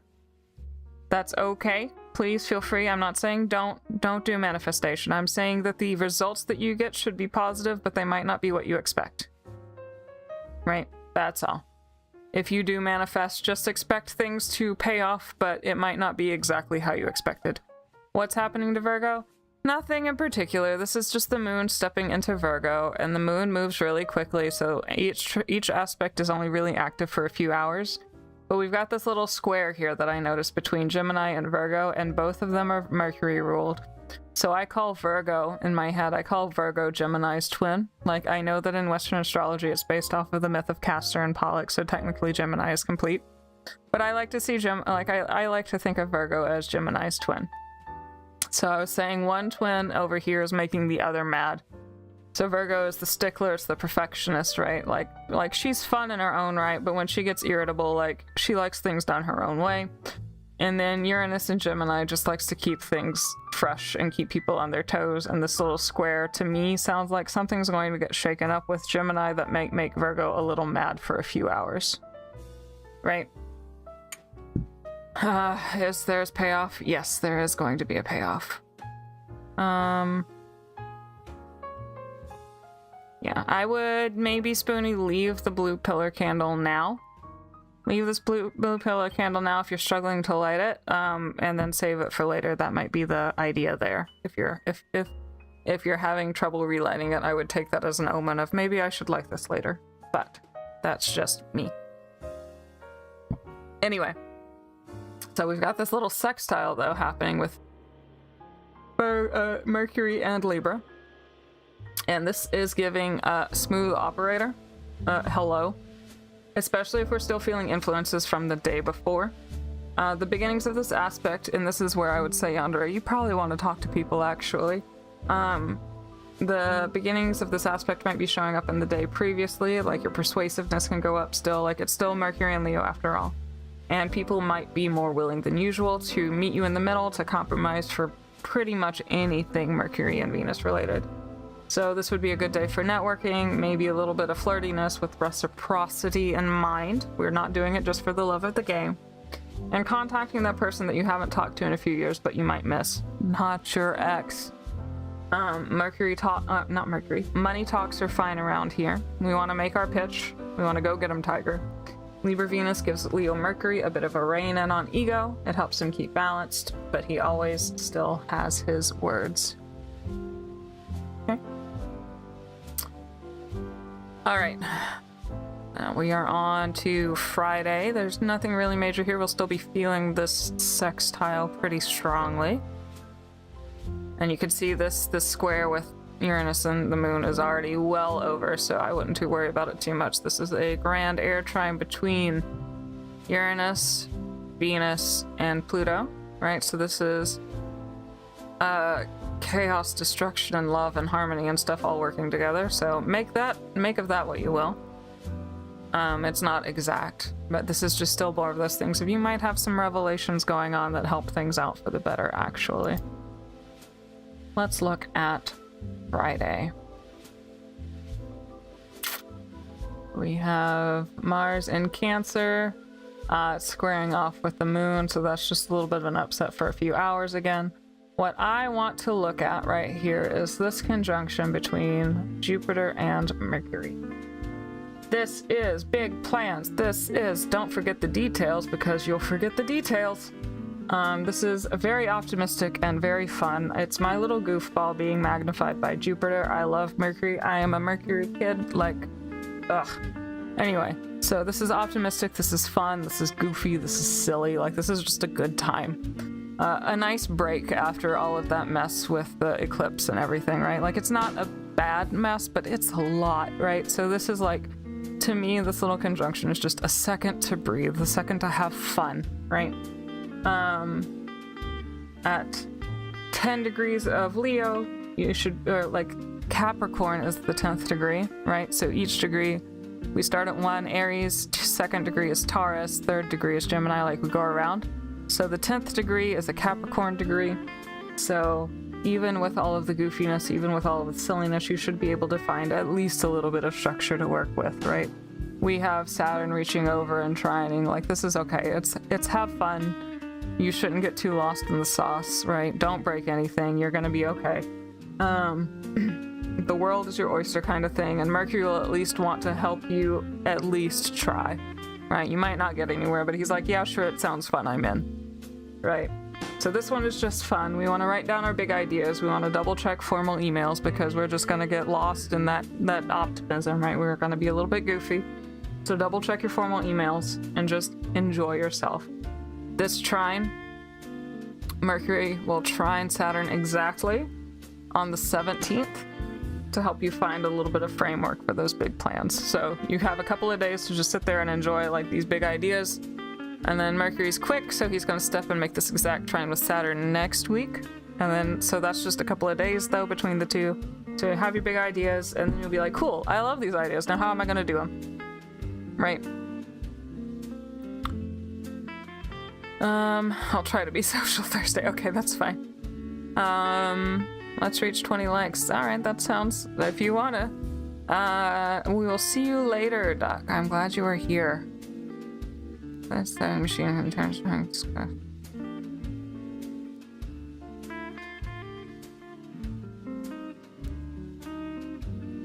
There you go. Yep.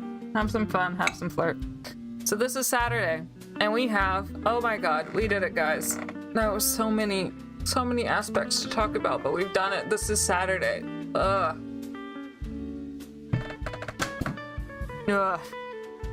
We did it. I'm so glad we did it. I wonder if I can do this right. Will it work? Can I get it in one? Oh, I got it in one. Blessed. Let me straighten this out a little bit. Hi. First time catching the Sunday stream. Hey Chrissy, this is Lynn.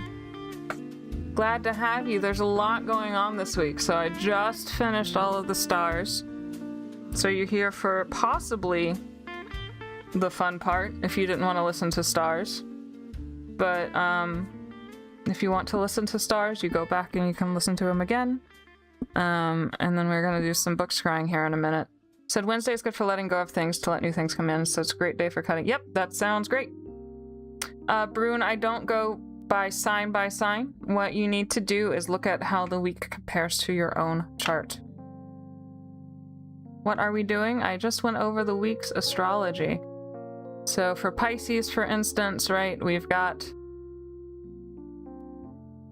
It depends on what's squaring where, how things are doing. I don't go sign by sign. This is all kind of a collective energy, and then I want you to go look at what I've said and see how it applies to your personal chart. Okay. Oh, new model. Yes, this is Lynn. If this is your first time here, you haven't seen my little kitty model in person. Hello, hello, hello.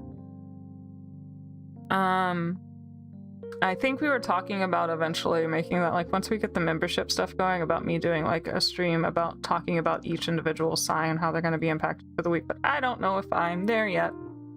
Probably. It's pretty straightforward. I get why, but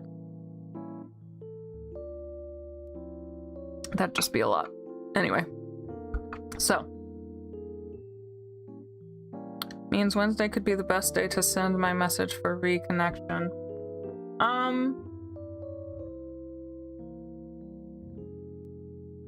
Yeah, it could be a really good day to do that.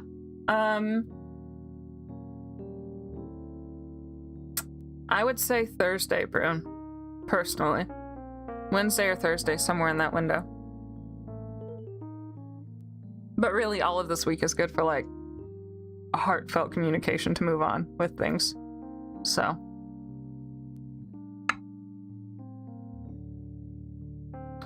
Oof.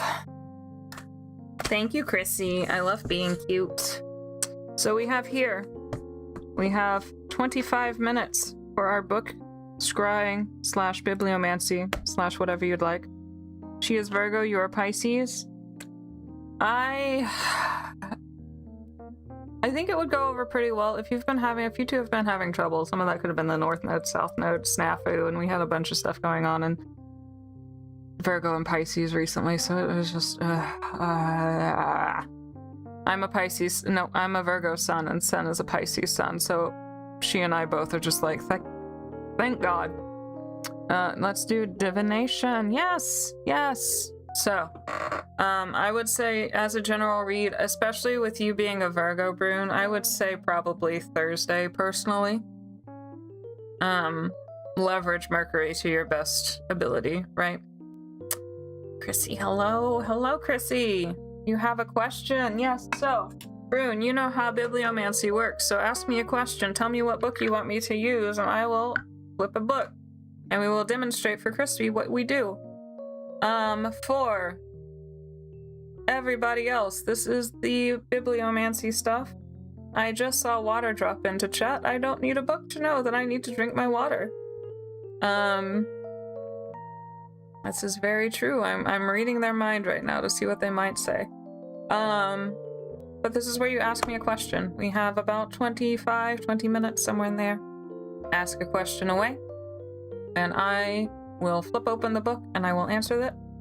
And I will also add in the Ko-fi, in our Ko-fi where you can leave a tip if you want to, under the commissions tab, we have also added a quick, cheap bibliomancy option that you may purchase any day of the week, where you pay me $5 and I will on demand go find that answer for you in a email. Please use the red book and we'd like to know how things will work out. So Brune is our experiment. Brune has asked, use the red book. She wants to know how things will work out.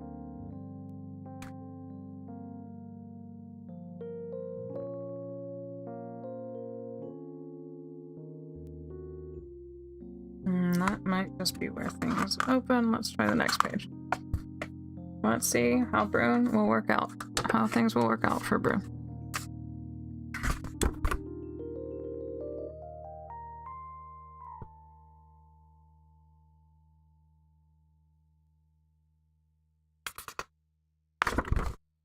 Nope, we got a little griffin thing here.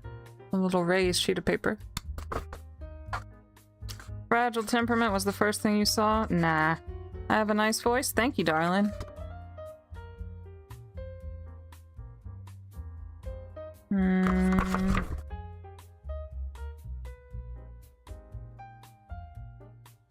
Okay. So, I could read the whole thing. That's a mouthful. But let's see. How... Where was it? I lost it. Uh-oh.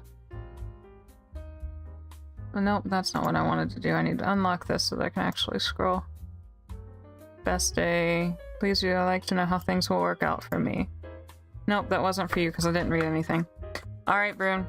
I feel extraordinary. I wish I could share the changes I've been passing through. My body is tougher and lither than ever before. It's as though all the animals I ever studied have marched into me like I was the Ark. Today should have been disturbing, but I am not disturbed. I am exhilarated by the experience. It might not be exactly how you plan, but it should give you some sense of purpose and or closure.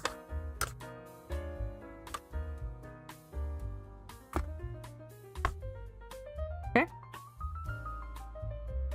Did you write that? What did you write?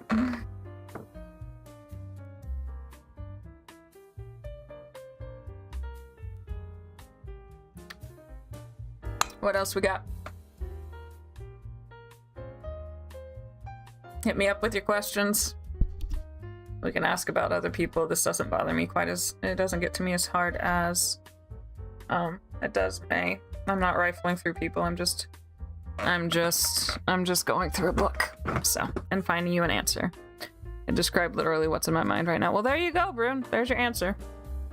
Is there a message for me? There can be. Let's see what we got.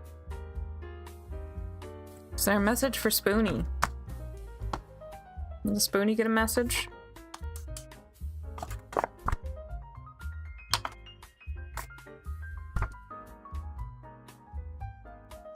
Message for Spoonie. We promised you our support and you shall have it. Let us go to the root of the matter and give you some background to the mythological arena you share with us. I'm going to emphasize, Spoonie, we promised you our support and you shall have it. After all of your candles, all of your manifestation, especially that you just told me about, I think that you're good. I think you're good. I think that's what that just said.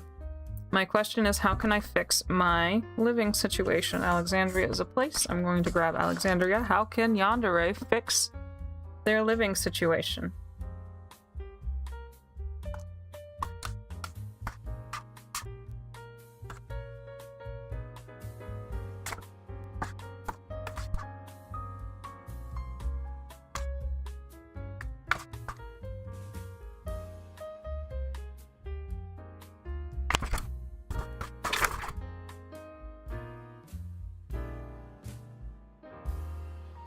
Alright, Yandere. It is so easy to narrow one's view to the practical and lose sight of that second world where the celestials dwell and love is conceived.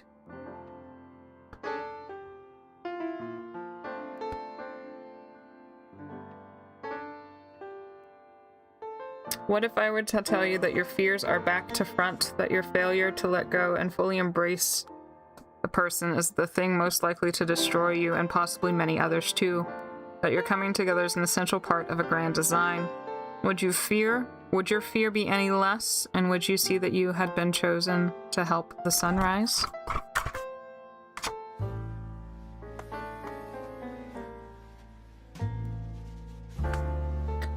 Chrissy, the questions are free here, but you can also commission them to me on the other side, so ask away. Yeah, you could commission me off time. I really didn't think I'd have any time for them today. Yeah, I figured it'd be nice to have a little cheap $5 option in the commissions tab for other people, or at other times. But on Sundays when I have time after it's just chat, it's just free. Go right ahead. This is the quieter stream, so it's just kind of a free-for-all right now. As we grow, I might need to add more structure, but for now, it's fine.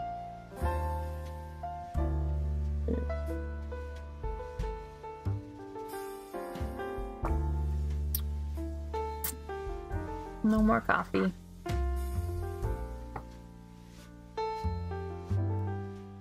I believe in you, Spoonie. You got it. And you're welcome, Yandere. I hope that helped.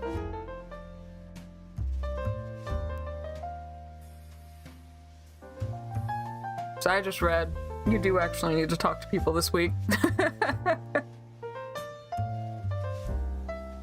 Well, maybe you got something out of it different. Yeah, that is really big progress, Spoonie. We're very proud of you. I think you can do it. I think you got this.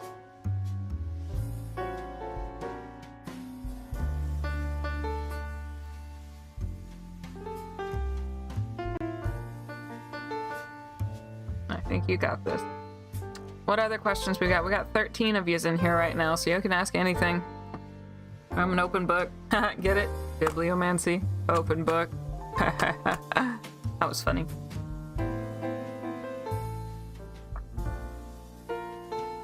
What we got?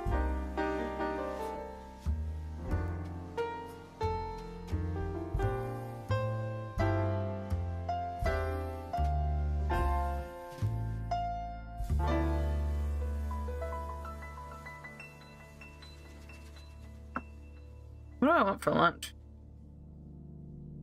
Not really a question that I can ask a book, but...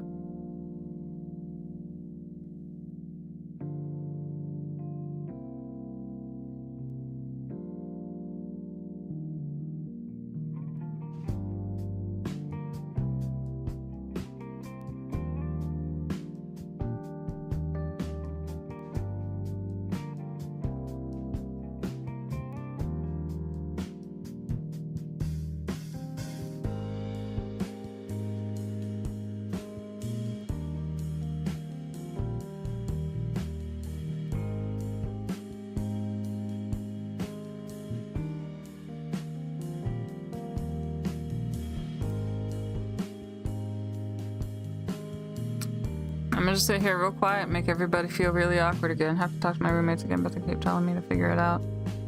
I mean, it's a good week to like really, like astrologically speaking, it's a good week to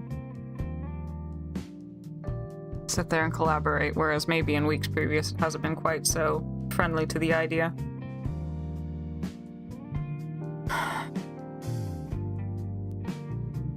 Chrissy, what did you want to ask? The questions are free.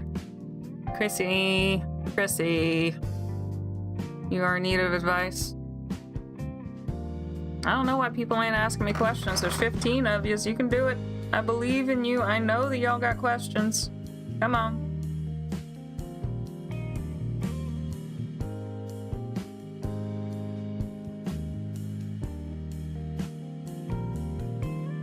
What do you got?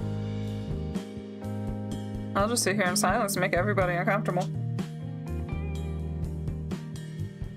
You need advice? Yeah, sure. Advice for Brune.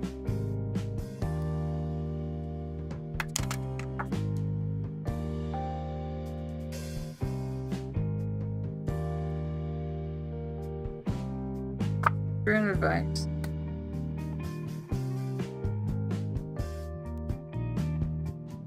Alright, Brune, you don't believe me, do you? Probably you are uncomfortable with truths exposed in this form, and although you might be intrigued, you are disturbed by the implications. But consider this, nothing is what it seems.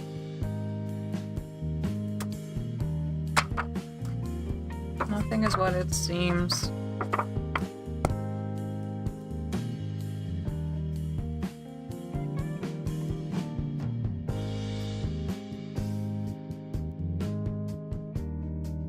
There's something I should focus on this week. There's something that Lapine should focus on this week. Got a lot of things. Yeah, let's see.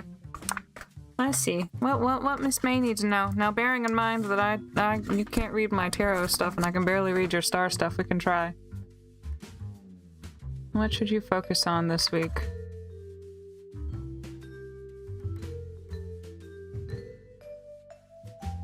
Huh. Let's see.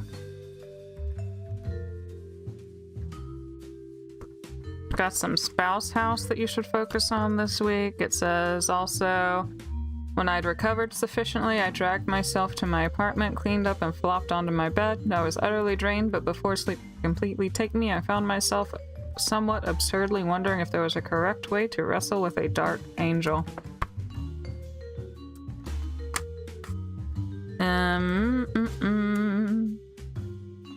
Can I ask for a vibe check on the growing Warren? Well, the vibe check better be good, or Miss May and I are gonna have to go in there and wrestle some folks.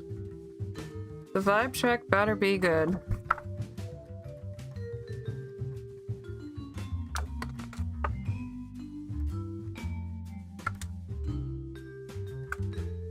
And Yandere, if something feels off, I need you to let one of us know.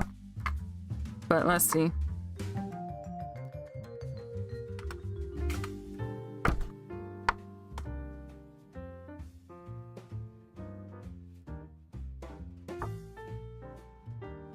What I got for your answer from the book is the island seemed more beautiful than ever, although I was aware of everything feeling less substantial, as if the landscape had become a sun-bleached painting. Well, that better not happen. I'm gonna have some words with some stuff.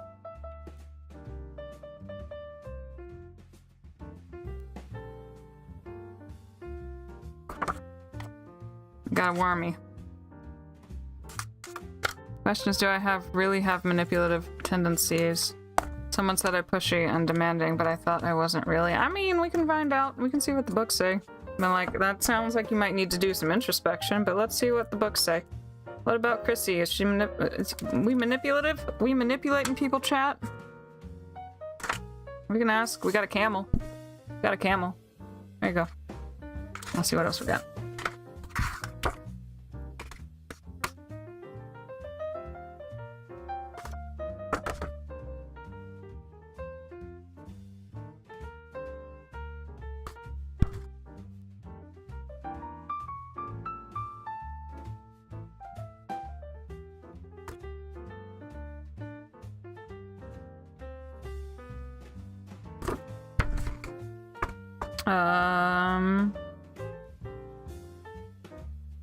The book is worried about you, Chrissy.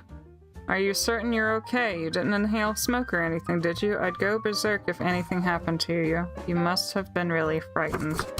Let me see what else it might say in another part, though. We'll see. It can tell that you're worried. Let's see what it might say elsewhere.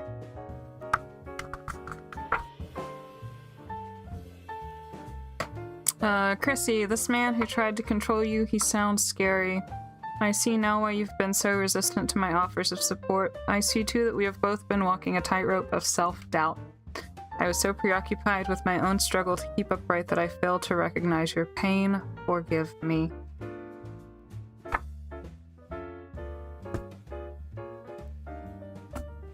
So, it sounds like they might have been a little self-conscious about something in themselves and decided to project it on you. But I am not sure. What does the book say anything about the upcoming week for Willy?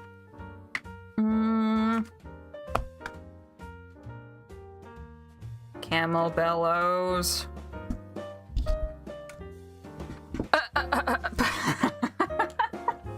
Oops.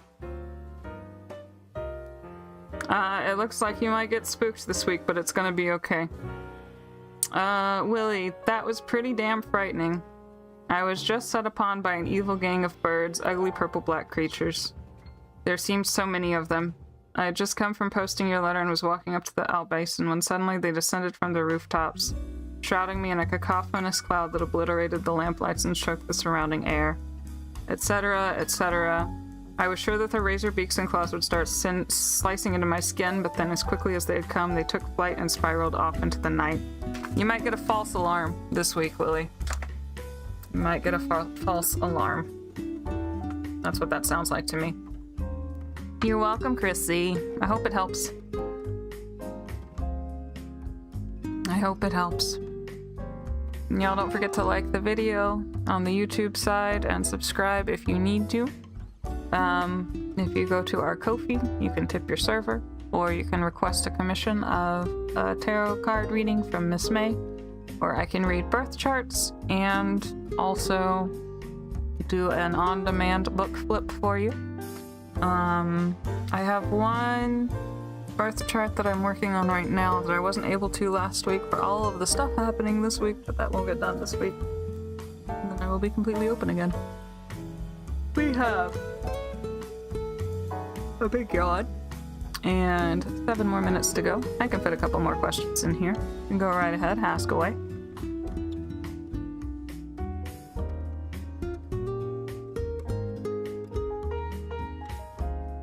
What have you got? Anything good this week? Any plans? I don't know what all I'm doing this week. Excuse me.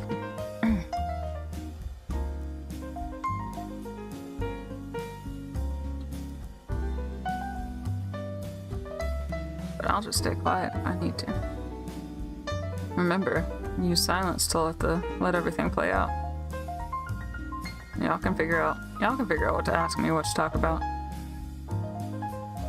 Don't forget to watch Bob Ross when you get stressed out. And I need people to imagine what he would say if he was designing a roller coaster or doing a painting of one. More people ask questions. Ask me anything. It's fine. If there's not a long line, don't worry about asking more than one. We're not the busy stream yet.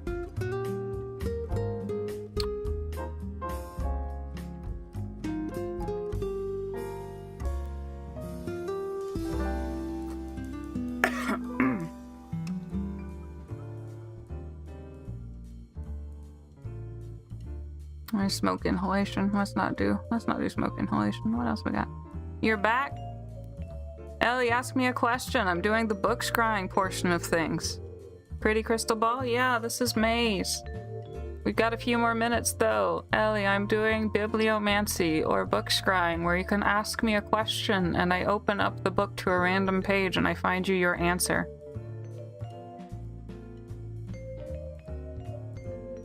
So this is the part where people can ask me questions. Yet? What are we yetting? I'm not yeeting. What are we yetting? Is your intuition okay? Yeah, sure, we can find out.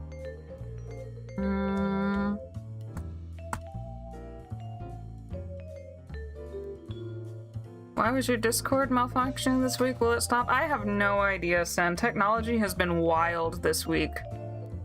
Technology unhinged this week. It's been like its own little Mercury retrograde for me personally.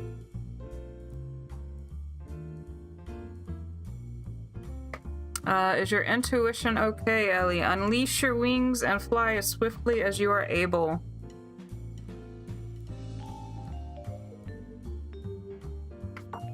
And then the next one, the next letter is a little bit of a love letter, but there is a sense of intuition involved as two people move closer to each other when they're very, very far away. And at the bottom it says, I just felt you move closer. So I imagine your intuition is okay. I will eat your Discord malfunction. Chrissy knows what's up. Eat it, devour it, please. Absolutely. Yeah, I don't know. Stuff just went sideways. Stuff went just sideways on Tuesday, and it has not gotten better. Chaos on high. I could also ask how my week ahead will be. Yes, you may. Chaos wants to know about their week. What have we got?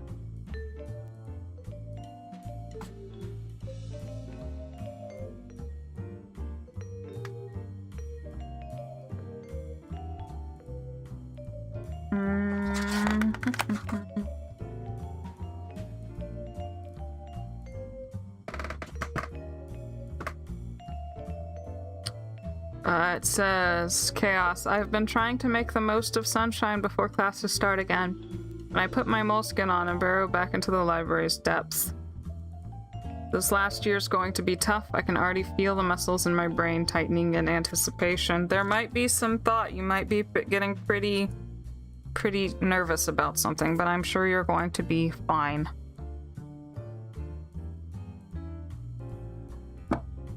Yeah, you're welcome.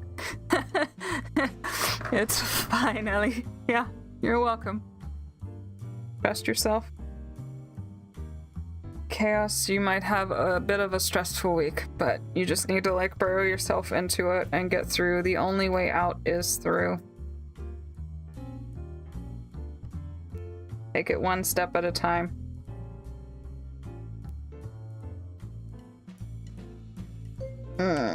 Big stretch.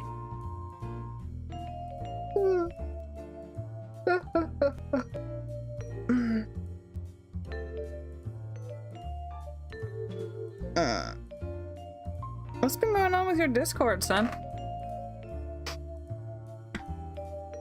Have you tried uninstalling and reinstalling it?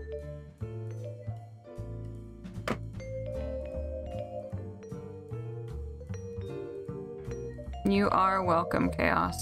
Keep me posted.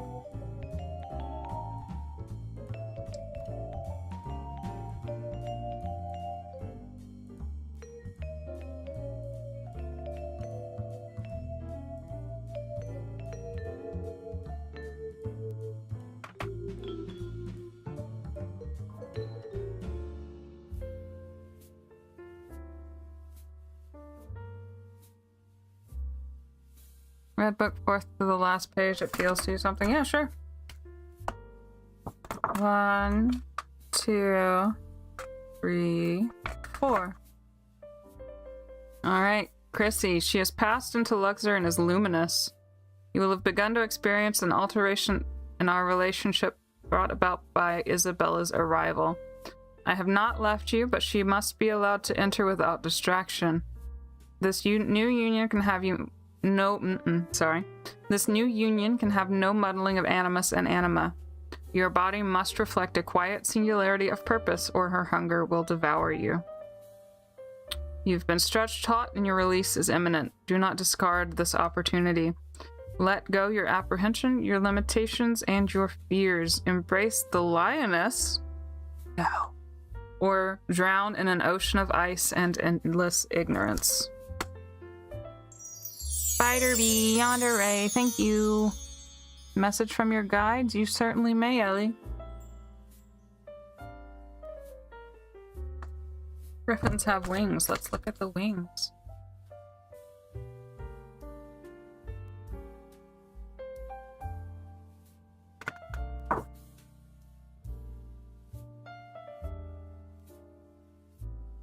Tech has been really glitchy chaos. Like, we had a storm earlier this week, too, that threw everything through a loop. It might just be Uranus and Gemini stuff. Alright, Ellie. You've carried this burdensome gift for many years, and I regret that we are offering support so late in the day.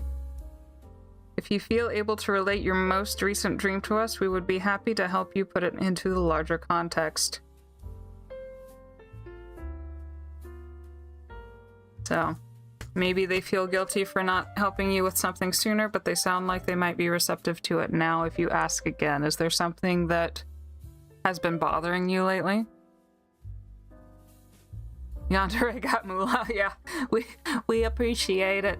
I appreciate the tip. You'll do that today? Yes, you should, Sin. I sent you some pictures from my adventure yesterday, too. All right, my dears. Not anymore. Okay. All right, my dears. We are at time. I can do one more question. Or we can take that little 4th page on the red book from Chrissy as our group message of be brave, do the Leo thing for this week. We will be back tomorrow. We have an art stream on Lady Lapine Art that will happen at our earlier hour, and then tomorrow evening we will have our tarot stream. I will be back in the passenger seat. And then we will proceed from there. If you need anything between now and then, we have the Discord. I need to catch up on a couple of things. And then if you should like, there are commissions where you can request private readings in tarot from me, birth chart readings from me, and also bibliomancy from me. Beanie Factor. Yes, Beanie Factor. It is appreciative. The messages were really specific today. Thank you. You are so welcome, Ellie. I'm so glad that I could help. I'll be around. Holler if you need me. And I will see y'all later. All right. Ciao.